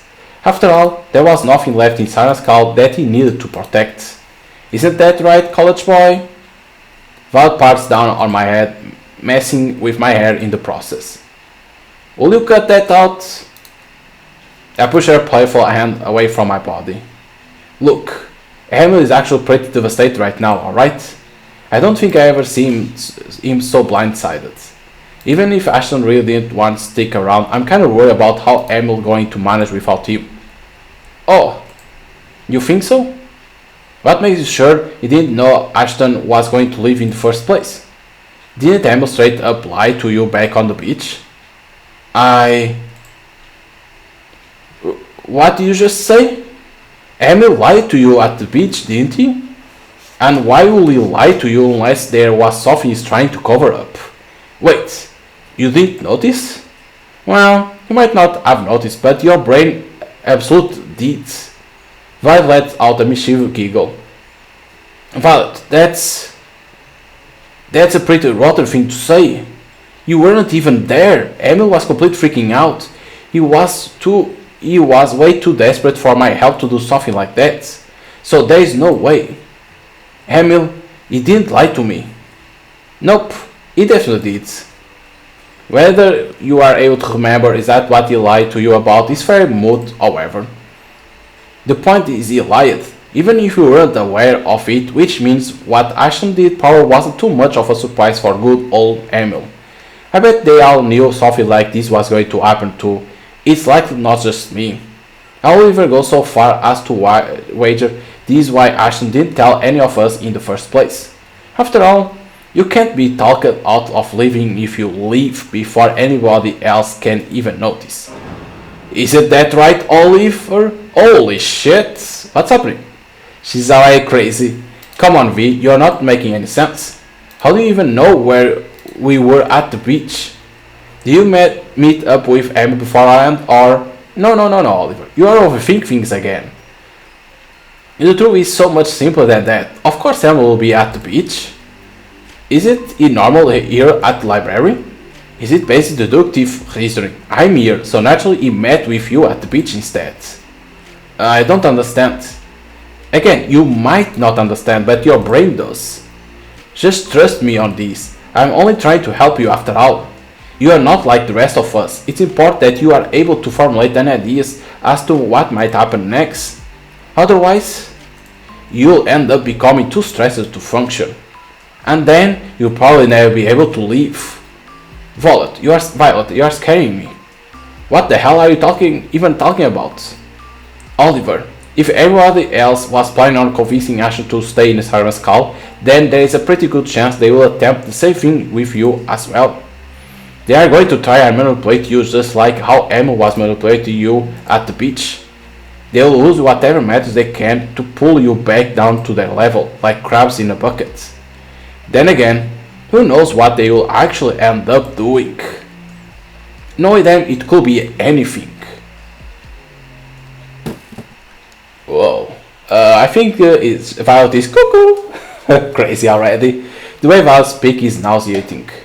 Every word she says seems to root itself in the stomach, coiling up my throat like a grapevine. I instantly buckle over, kneeling like a child on the floor in front of her. Oh, you are dysregulated again, aren't you? That makes sense. I'm feeling pretty strange myself, not gonna lie. Maybe it's just because of all these books, but I feel like even being here is sculpting my brain into something brilliant. Is this what Emil feels like when she is here? Is it? Oh well, who knows how other people feel, am I right? Please stop talking, Violet. Please, go back to how you should be. Hey, I know, maybe we should take a break, give ourselves some time to reset and whatnot. She bends down and cups the side of my damp face with her overwhelming soft hands. Please stop touching me. Please. What do you think about that, college boy? It is in this moment that my brain boils over complete, as if Violet's palm were glazed with some sort of deadly neurotoxin. The last thing I see are the fluorescent lights of a public library, the ideal archetype for sensory hell. Okay. It's crazy!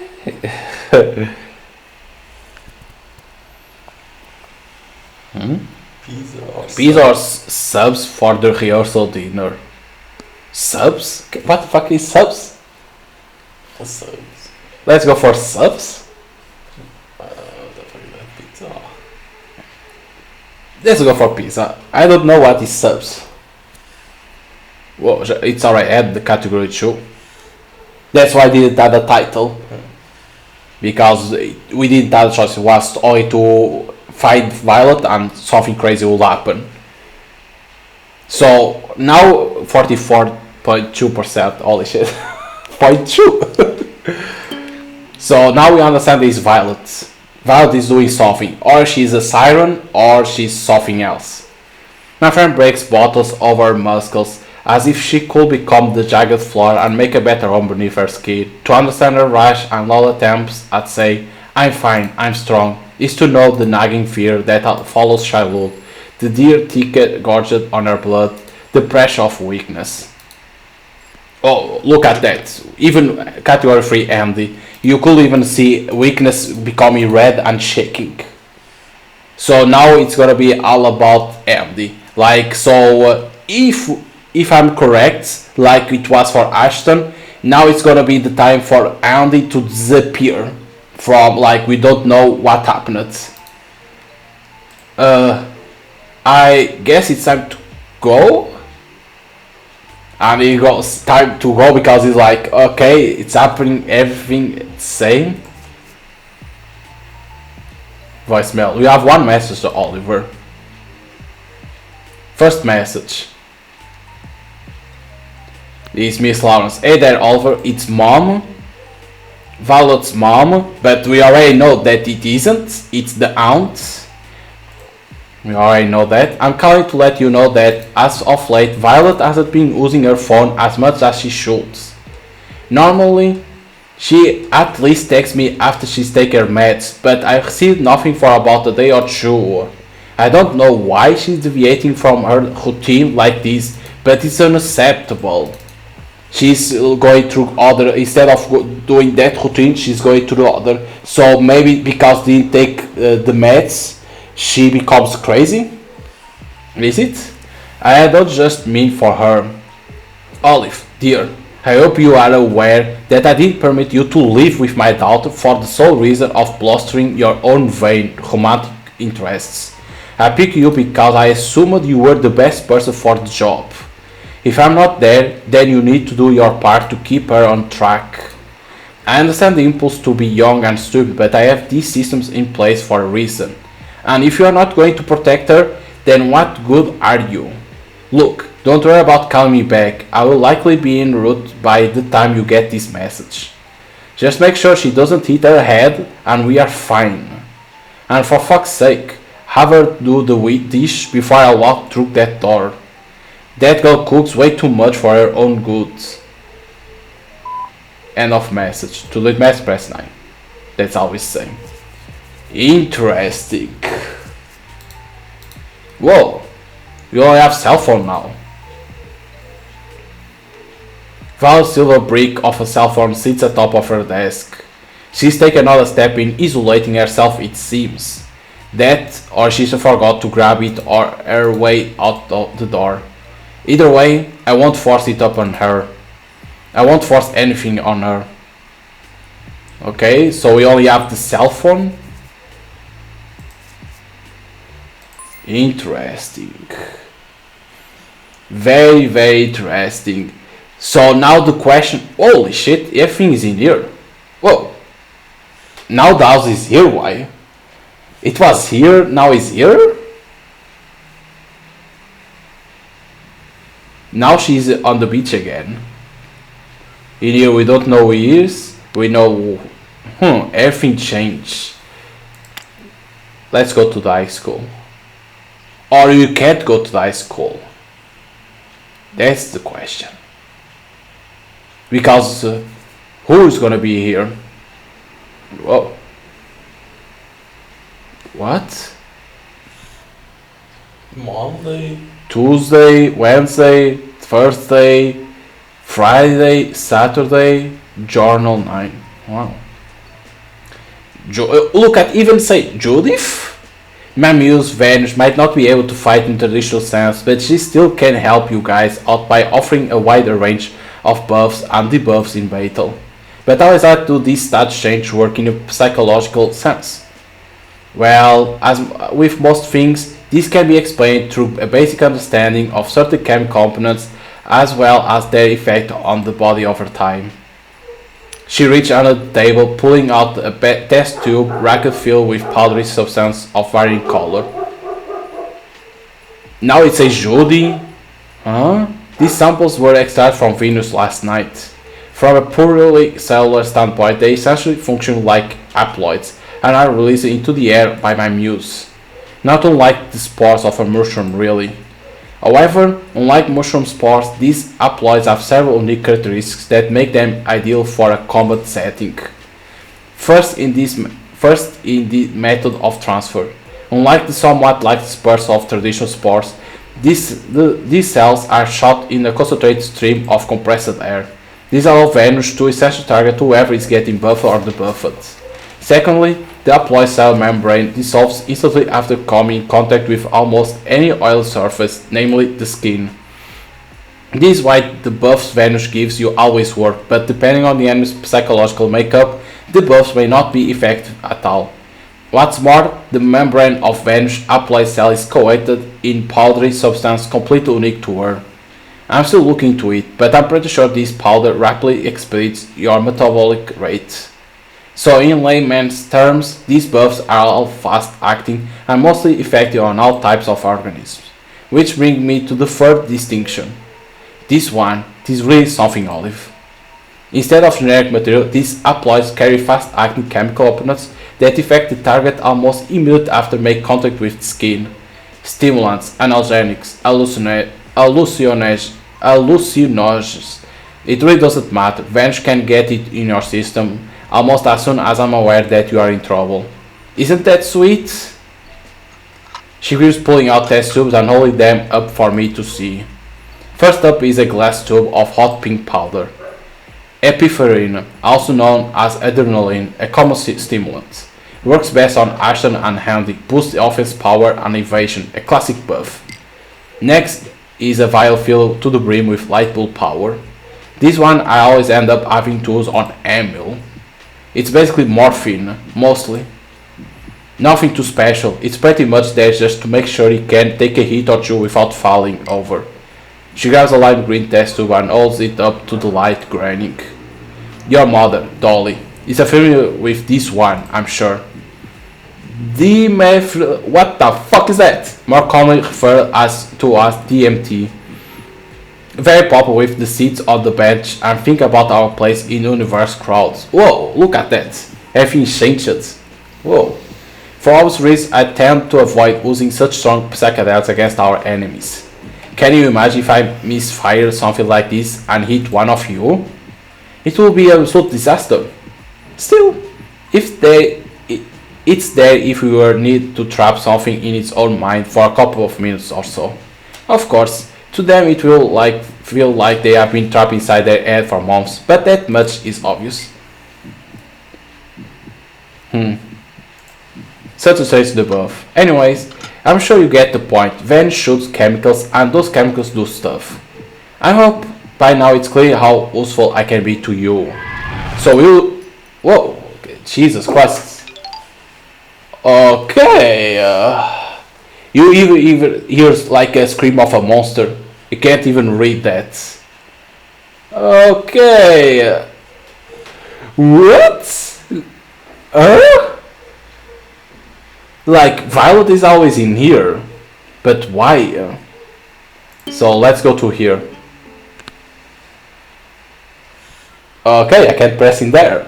Yeah, you can even hear like it. I don't know. It was a chord, like it broke, like from a violin. Then when you broke that, whoa. Okay. Weird. That's very very weird. Talking about chemicals, Julie, Julie, for like, oh.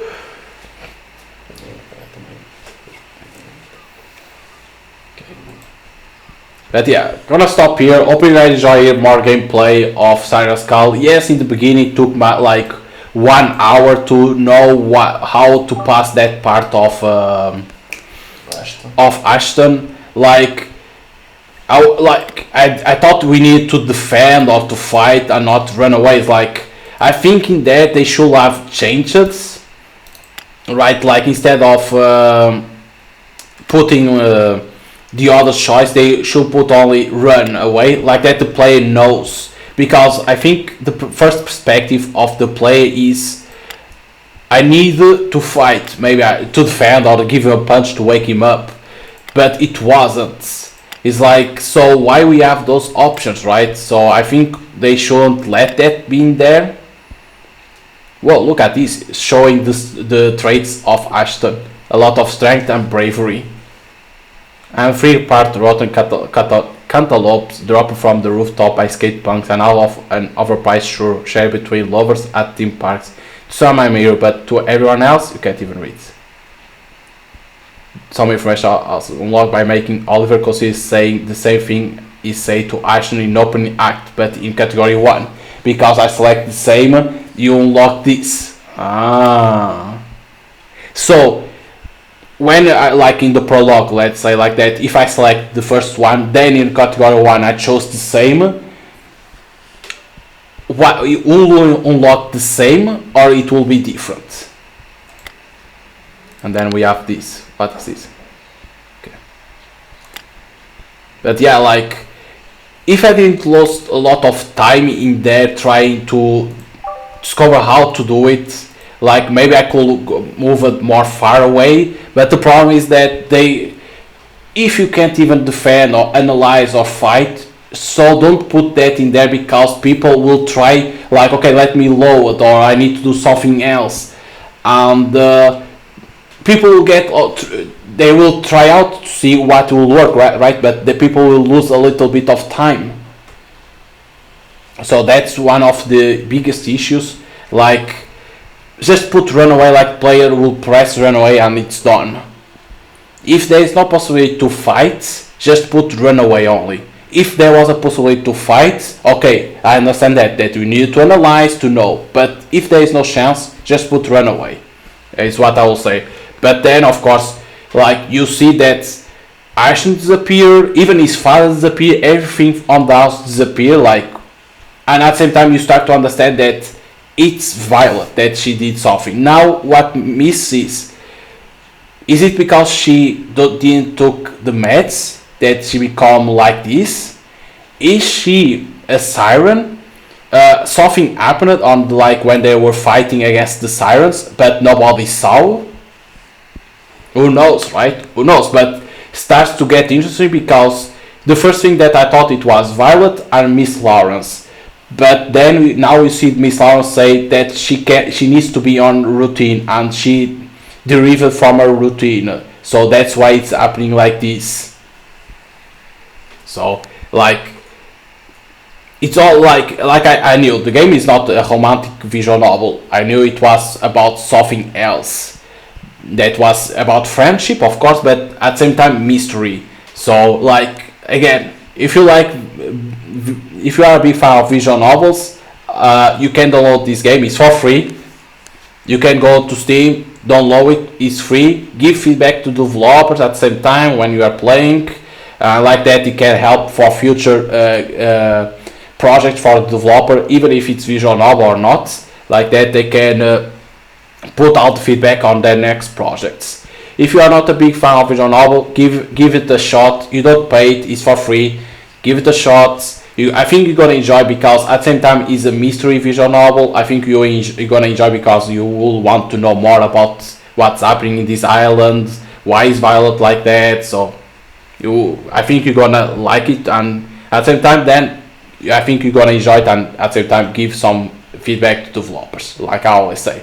But like I said, the only thing that I said on previous videos about the longevity is like 7+ hours, and like I always said, in visual novels, in my opinion, it is only my opinion, is like the players want to beat the visual novel in one day, to see the beginning to the end, right? So if you're gonna put multiple ends, 2 to 3 hours max, like that, the player then can see other endings. If not, if you only have one ending, and even if you put different paths that gonna lead to that ending, only one ending, 4 hours max, like that, the player can play it and beat the game. Like that, they see everything of the visual novels, because I understand developers want to make a bigger story, but they need to see the perspective of the player. Like, you need to understand that the visual novel is like a movie. When you are seeing a movie, you want to see it in one go, right? So it's like that. And this is only my opinion, but I think like everyone feels the same, is what I think. But it was always for me like this, because I always want to beat a visual novel in one go, to see everything of the game and give my feedback, and not like, oh no, let me stop now, let me go through all the day, and I will forget a little bit of the story passing one day, because like you need to remember everything. So I hope like the developers that do visual novels take that opinion and try to see that maybe it's better to do like that. But it's my opinion only. But yeah, hope you guys enjoy hearing more gameplay of Siren Skull. Again, if you want to give the try, it's for free on Steam. Just search Siren Skull, download it and play it, and give some feedback to developers. Like that, with that the feedback they can implement on their new next projects. So hope you guys enjoyed, and see you guys next time.